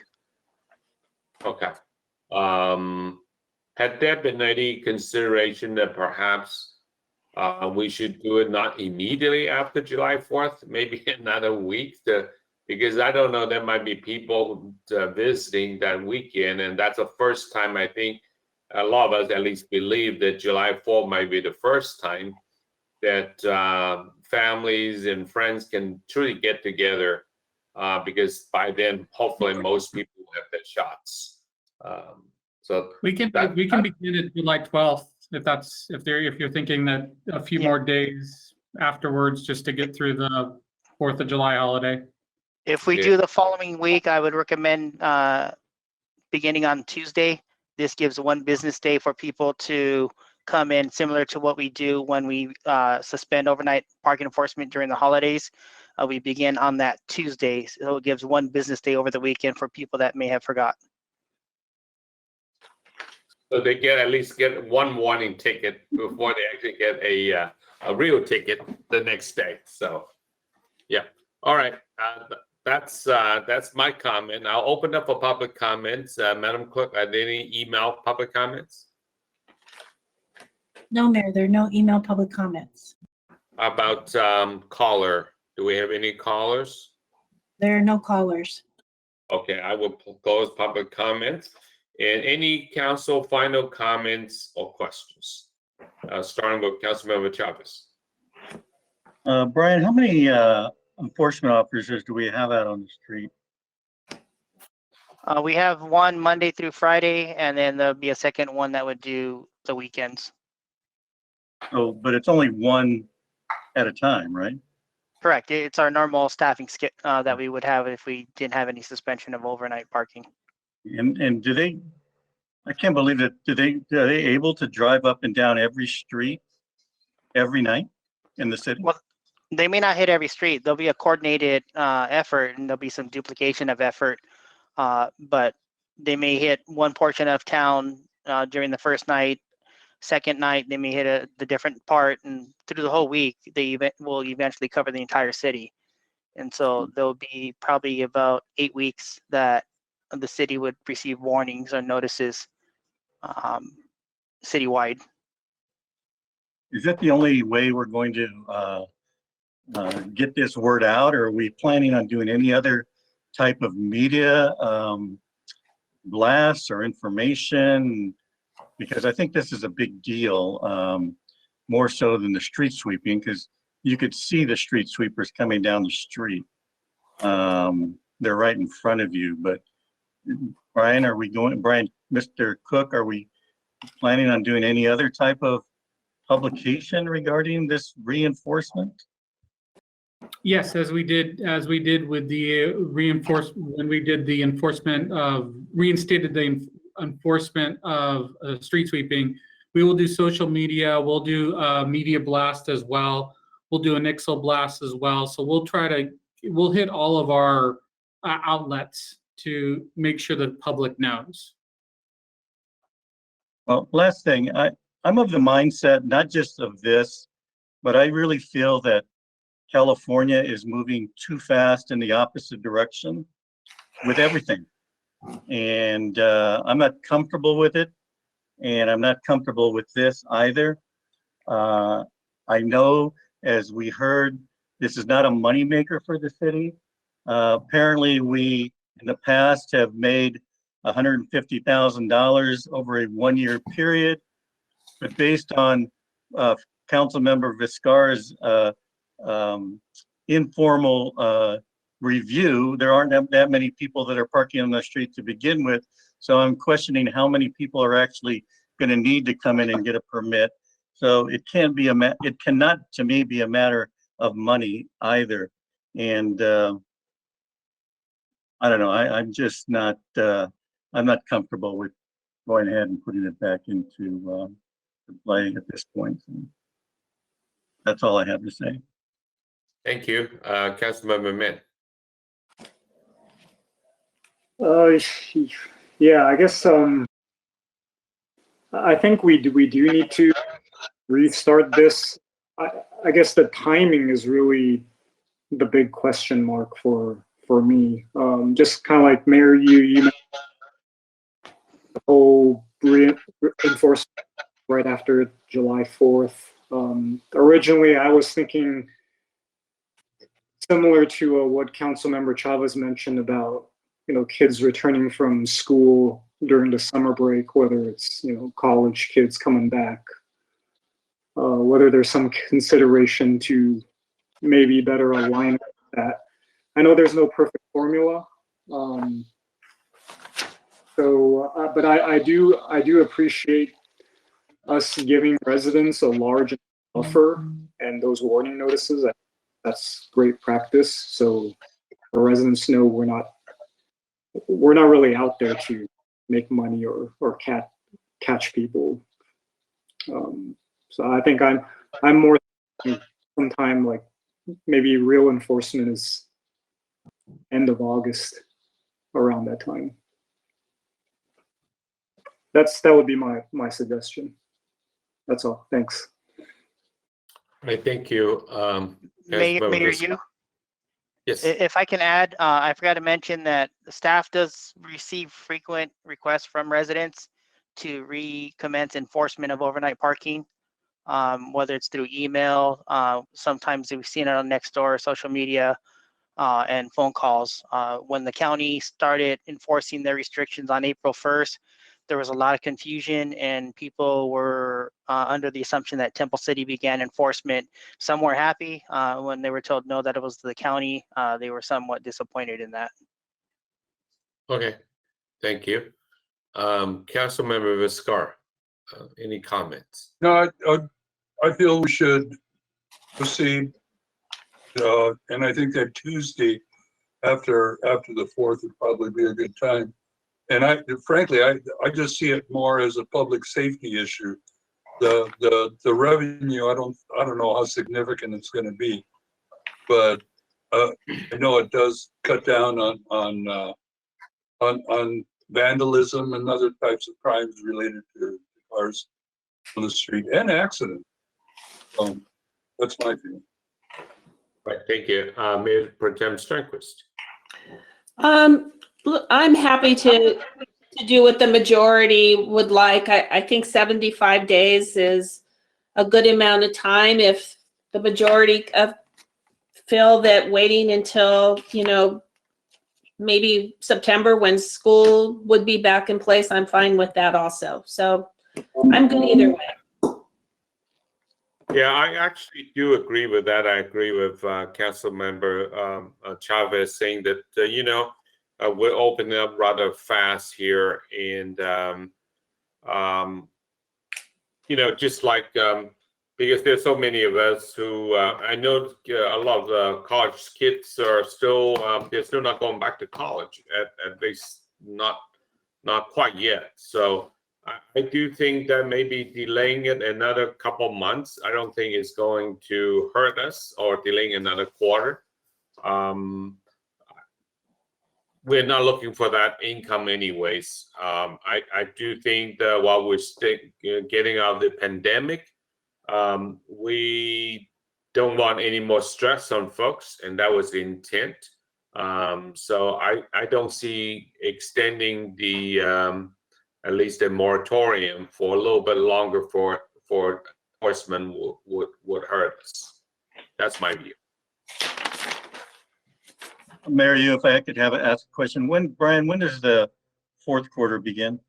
October. October 1st? Yes. Okay.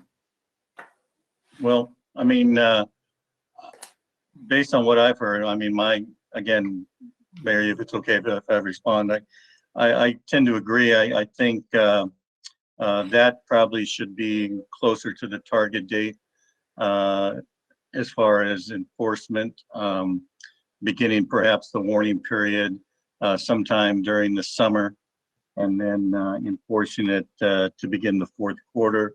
That would align better with, as far as I guess, issuing the permits and the amount of money.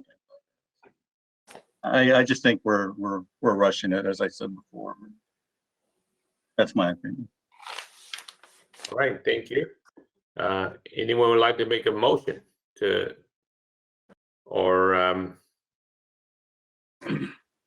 if I could, I just want to remind everyone that if we wait until October, then don't we start relaxing parking again soon after for Thanksgiving? We do not relax enforcement for Thanksgiving. It is a 3-week period around the Christmas and New Year's holidays.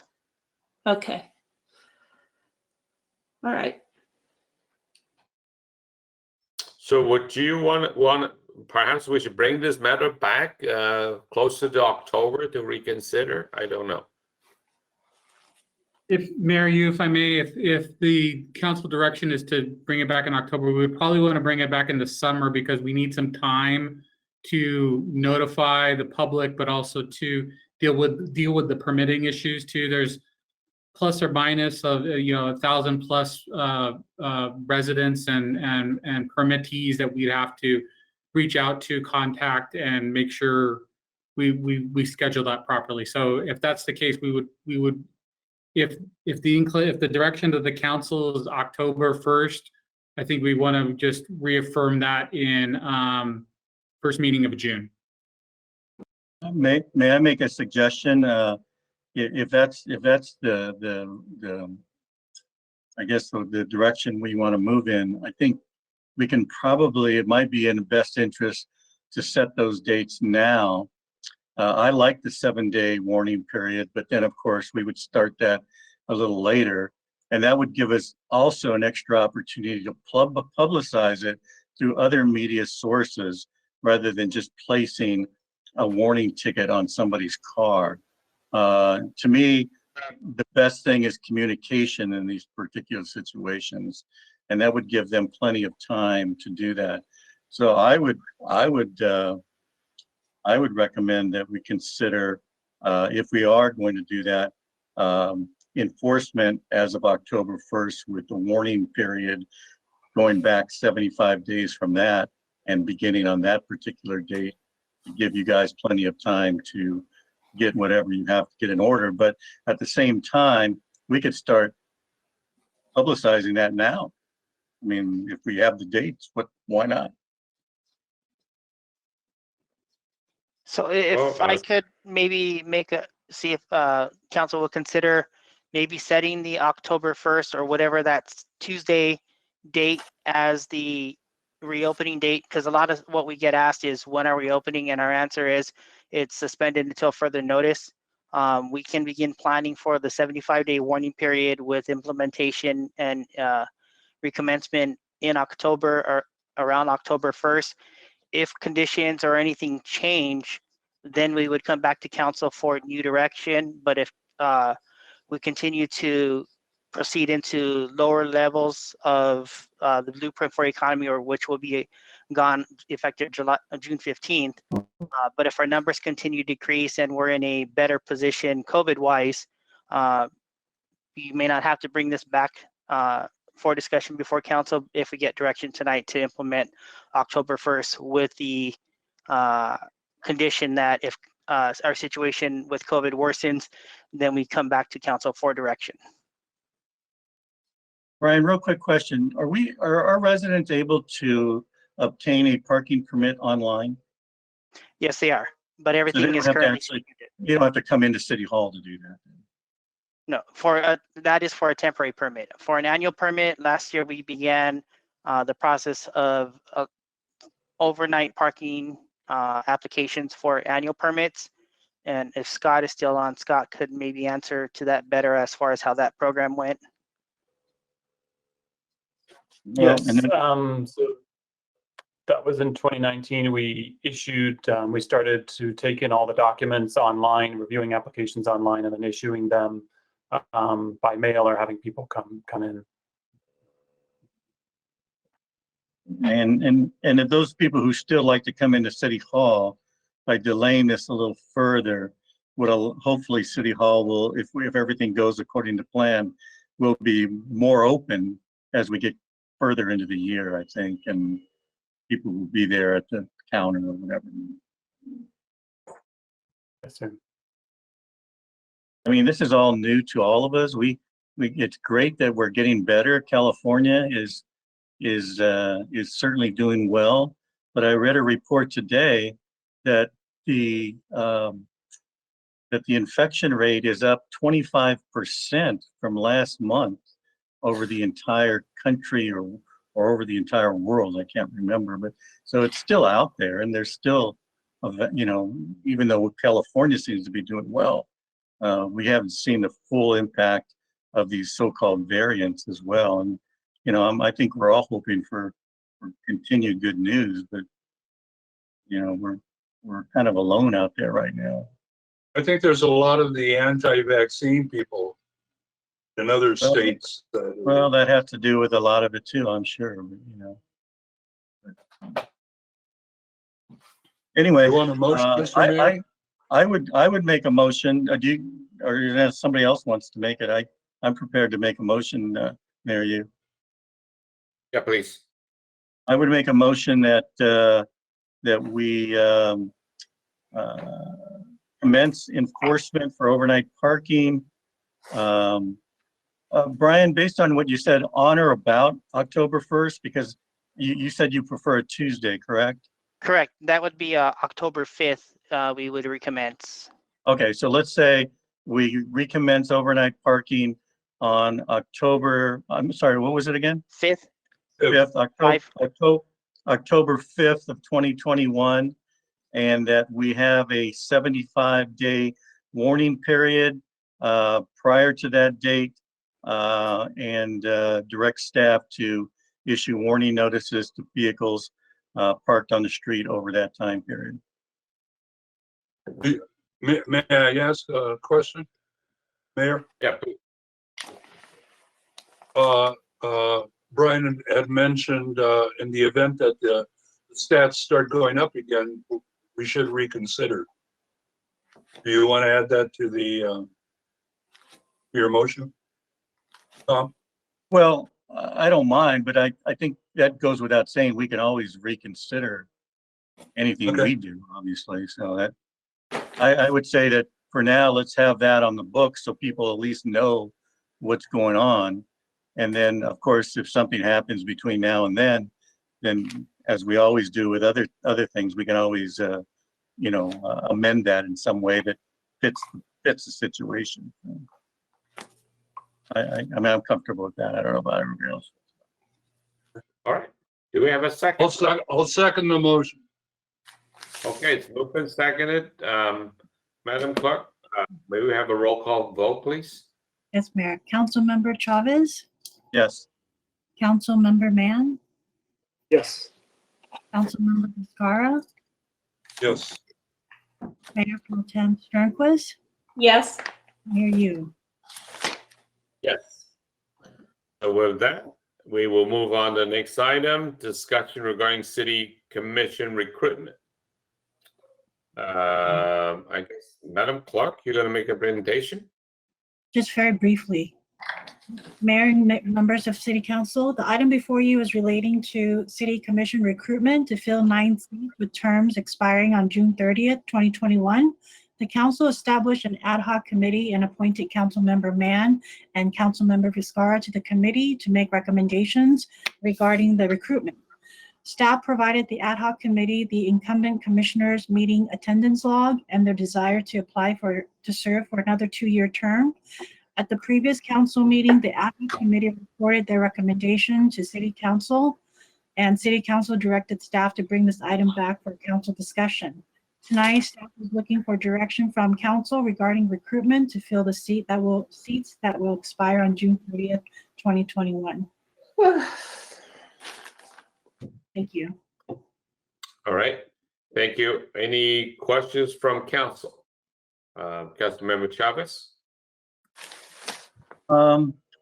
So I know and I don't in principle disagree with the recommendation of the ad hoc committee on this issue. My only concern, and I expressed this last time, is I don't want to create the impression to the public that we are not trying to engage others if they feel that they want to be part of the city business.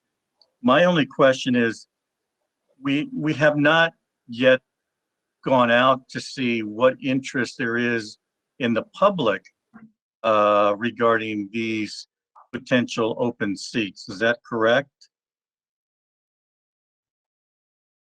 Madam Clerk? I was trying to get my cursor over the microphone.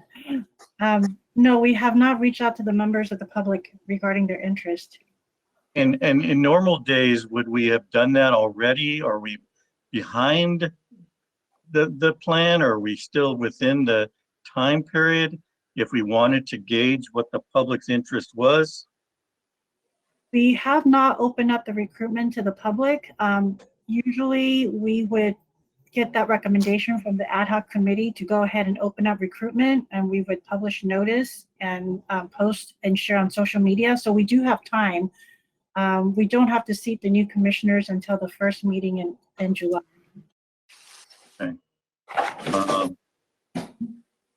And I think if I recall, I think Councilmember Viscara had mentioned that, or somebody had mentioned that we don't necessarily want to put it out there and then create the impression that somehow yeah, you got a chance, but then turn around and say, well, no, you don't have a chance anymore.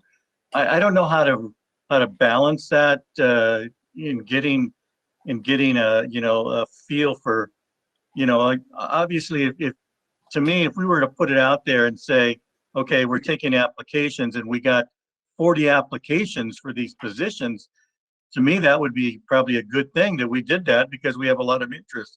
But if we go out there and we publish and we get 2 people, and I think that's happened before where we had no interest whatsoever in new commissions or positions, and that was part of the thinking about, well, why even go through the whole process? But I don't know, Cindy, was it you or somebody had expressed a concern that well, I wouldn't even have applied if I knew that was what was going to happen. I seem to recall somebody saying that. Did anybody remember that conversation? Yeah, I think there were a couple of people that expressed that concern, but I mean, throughout the years, I think there's always been that comment being made. And we've tried it different ways, so I don't know what the answer is. You know, I'm looking at the role of those who are up for reappointment, and other than just a couple of them, most of them are relatively new.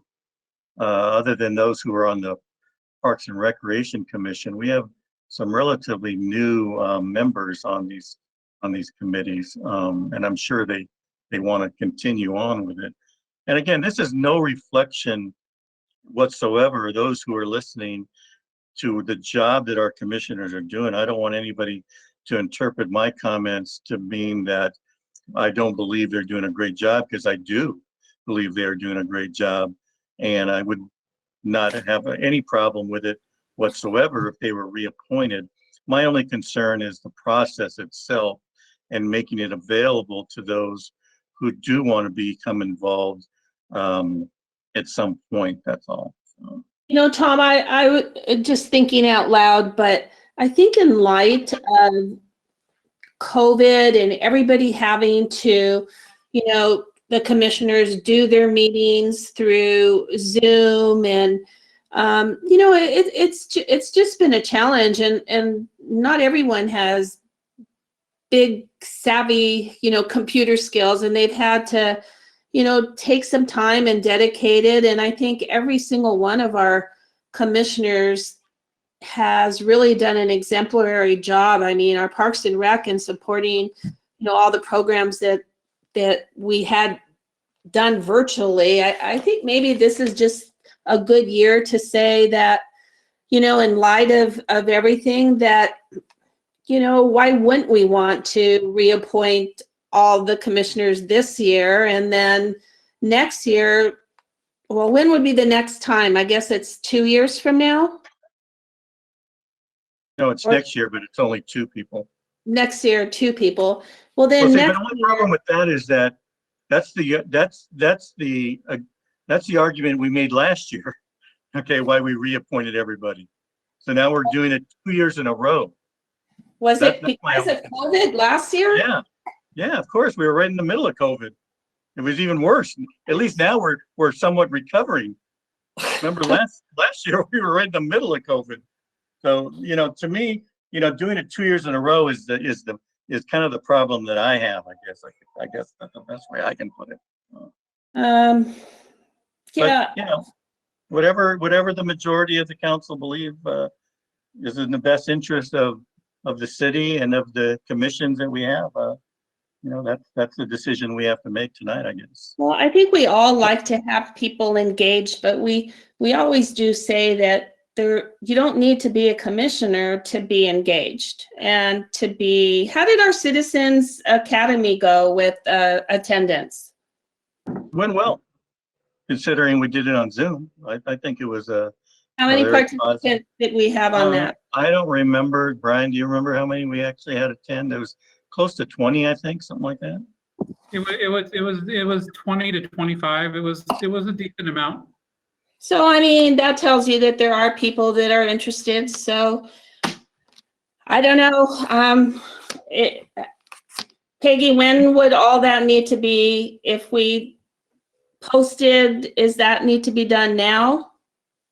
We usually give the applicants a month to submit their application. So we are coming towards the last week of April. So just a week before end of May would be a month. And then we would have to do the, if we usually do 2 rounds of interview, the first round with the ad hoc and then the second round with full council. So we would really need to squeeze all the interviews in the month of June, and we have 1 to 5 weeks to do that. Wow. So Do we need 2 interviews? We can't have the ad hoc, for example, go through the applications and then determine who they want to interview and then just bring them to the council? I mean, why do we need 2 interviews? It's whatever the council's wishes. So if you want the ad hoc, if you direct the ad hoc to just review the application and then council will interview them as a whole, that would be up to council. Or interview the ones that make the cut, so to speak. well, in light of the fact that we did it this same way last time, I'm just going to throw it out there and say, why don't we just put it out there and see who wants to apply and let the ad hoc interview them? Anybody else agree? I'm okay with that. Well, we're still on, Mayor Stern, Pro Tem Stern, we're still actually under questions. We're not actually, we probably should not make propositions until we have a chance to open up a public I comment. can't keep my eyes open, Vincent. I was about to make a motion that we table all the items until next time. Because I haven't eaten dinner yet, so. Me. Empty stomach here. So if that's okay, I will move on. Councilman Min, any questions? No questions. Councilman Viscara. Well, my feeling is you've got a group there now that has hung in there through difficult times. And we're getting to the point where they may be able to start meeting again as a normal commission in person and all that. And additionally, the incumbents, there aren't, and we looked at this, there aren't any that are showing an absentee problem or anything like that. So, and they're doing an excellent job, as everyone has said. So my inclination is to proceed with reappointing the existing. Okay. Mayor Pro Tem, are you spoken? Do you want to have any more questions? I'm good with that too. Okay. Well, okay, I don't have any questions. I do have a comment. I'll make it after the open public comment. Madam Clerk, are there any email public comments? Mayor, there are no email public comment requests. And I don't see any callers either. I guess getting late. That's because everybody's asleep. I'll close public comment. Any other council final questions or comments? Councilmember Chavez? No, thank you. No, I have no further questions or comments. Thank you. Councilmember Mann? Yeah, I'll just, I guess from my perspective, like Councilmember Chavez mentioned, we're still dealing with COVID. And part of the reason last year we went with what we was because of that reason. I don't think that's changed now. I also believe, why would we grant one group of commissioners the appointment and then the next group we decide not to? And considering a lot of them have been doing most of their duties through Zoom, or some of them have had their duties significantly cut down. You could see the number of canceled meetings for some of the commissions. As we're heading back to normalcy, I'm I think all of our commissioners are excited to finally be able to meet in person or down the road and resume their duties. So I would like to give them that opportunity, and that runs us through the cycle of all of our commissioners. And yeah, I echo what Councilmember Viscara mentioned, and to Mayor Pro Tem's point, we have engagement just in different forms, but obviously we would like to resume the traditional forms of engagement that we all love and cherish in person. But I just think, like, on the previous agenda item, as Councilmember Chavez mentioned, we got to take it a step at a time. We can't rush everything back in. So I would by the ad hoc's recommendation from the last meeting. Okay. Councilmember Viscara, any further comments? No further comments.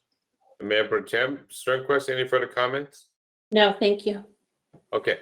The only comment I want to make is that I think the earlier somebody said, I think it was Mayor Pro Tem Sternquist was saying, not everybody's really savvy with Zoom meetings and tele. You would think after a whole year of practice, but I don't want to assume that all the applicants would be afforded the same technical savviness. And I am actually okay with the ad hoc's recommendation to appoint this time, and then so that both sets of the commissioners were given the same opportunity to be reappointed.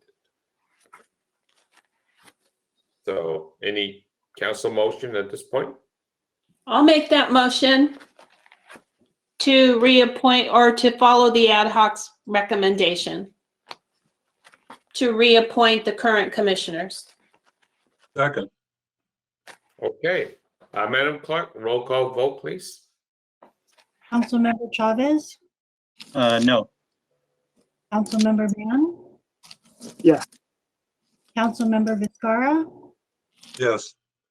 Mayor Pro Tem Sternquist, Yes. Mayor Yu. Yes. So the motion carried. Moving on, item 11, update from Mr. City Manager. Thank you, Mayor. You all be brief considering the hour. As we've been posting on social media, Nixle and elsewhere, proud to announce that in partnership with the LA County Sheriff's Department Community Advisory Council, we will be providing on Monday, April 26th from 8 till noon, Pfizer vaccines. And then 3 weeks later, we will be providing that second dose to the people who come for that first dose. So it's that one day for everybody to come. 3 weeks later, that will be that second dose for those people who come to the event on the 26th. Thank you to Mr. Azumi, Mr. Matsumoto for making some adjustments in our prior plans that we had with our vaccination clinic, and staff will be there. Many staff did get vaccinated through other programs recently, so this is a little bit of our giving back to the community and giving back to the clinic process that we've gone through over the last few years. So thank you to the Sheriff's Department and thank you to the Community Advisory Council for partnering with us to provide another clinic. As of about a couple hours ago, there were still a lot of appointments available. So please let anybody that you know in the region about it. We want to get as many people vaccinated as possible. And then as Mr. Arizumi pointed out, in-person appointments will resume on May 3rd. We'll be sending that out on social media as well. And the appointment schedule will be up and running so that people who want to speak to planners, speak to others, will be able to do so on May 3rd. That's it for tonight, sir. Brian, real quick. Yes, sir. Go ahead. Who can go?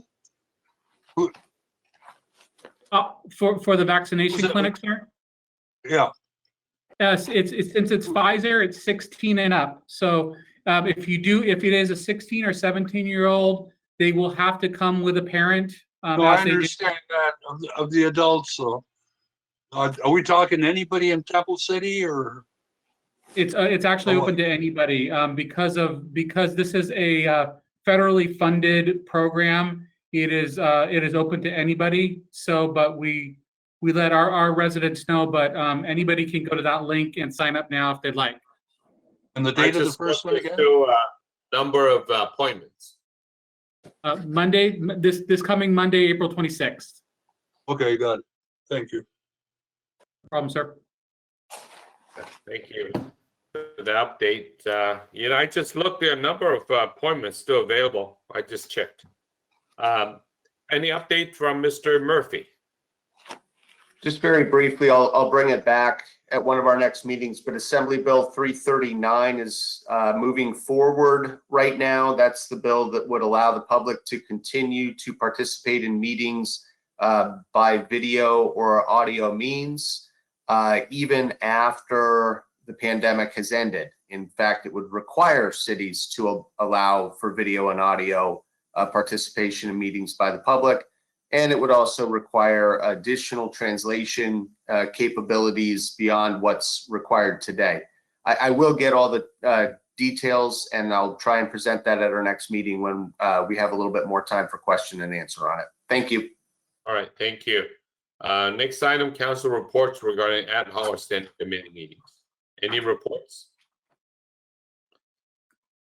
Hearing none, I guess I'll move on to the next one. Council items separate from the city manager's regular agenda, starting with Councilmember Chavez.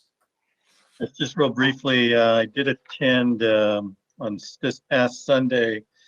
Many of you may be familiar with the Temple City Coalition, who assists the homeless in our city, providing primarily food and supplies.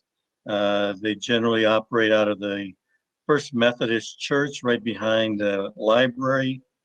And so I was there on Sunday to kind of just observe. And they had asked me, they're very interested in the homeless plan that we recently adopted and wanted to know how they could be more involved or express opinions and other information. I directed them to either contact our city manager, Mr. Cook, or the standing committee members, and that way they can be aware of any future meetings on that issue, and they're welcome to attend, as the public is able to attend those meetings whenever they're conducted, and they were happy with that. So that's all I have to report. So. All right, Councilmember Mitt. Yeah, I'll be brief as well. I just want to extend my appreciation to staff and TransTech for the groundbreaking ceremony at our new Primrose Park, and very exciting times. And I thought it was well done. Actually, that might be my first virtual, quote unquote, virtual groundbreaking. So I appreciate it. I'm very excited about the construction of our new park. Thank you. Thank you, Councilmember Vizcarra. No further comments? All right, Mayor Pro Tem Sternquist. Nothing, thank you. All right, I don't have anything either. And at this time, we'll recess to successor agency to the Temple City Community Development Agency meeting. Madam Clerk, a roll call, please. Thank you. Agency Member Chavez? Here. Agency Member Mann? Here. Agency Member Vizcarra? Here. Vice Chair Sternquist? Here. Chair Yu? Here. So next item is consent calendar. We have a couple items. Any motion? I'll move to approve. Second. Second. Move in second. Roll call, please. Agency Member Chavez? Yes. Agency Member Mann? Yes. Agency Member Vizcarra? Yes. Vice Chair Sternquist? Yes. Chair Yu? Yes. Next item, unfinished business. There is none. New business, there is none. Communications, there is none. Public comments. Are there any I guess there's none, right, Madam Clerk? There are none. Okay, I will close public comments. Update from the Executive Director and Agency Council, Mr. Cook or Mr. Murphy? Not tonight. Nothing, Okay. nothing from me, Chairman Yu. Okay, matters from agency members? I guess there's none. So we'll adjourn and resume our meeting back in as a city council. And at this time, I guess there are no is additional public comments. I guess there are none because I don't see any. Are there any emails on this one for public comments, Madam Clerk? No, Mayor, there are no email comments. Okay, thank you. I'll close public comments. So we are adjourned. Thank you, everyone. Have a great night. Good night, everyone. Good night. This conference is no longer being recorded. Now I can eat dinner. It's like a midnight snack. Yeah, a midnight snack as well. Okay. We'll Good get night. it. Bye. Thank you, Mayor. For the long one, but thanks. Is Yes, thank you. that the colors you're thinking about? Okay, are we okay to end the meeting? We're good to go, everybody. Thanks.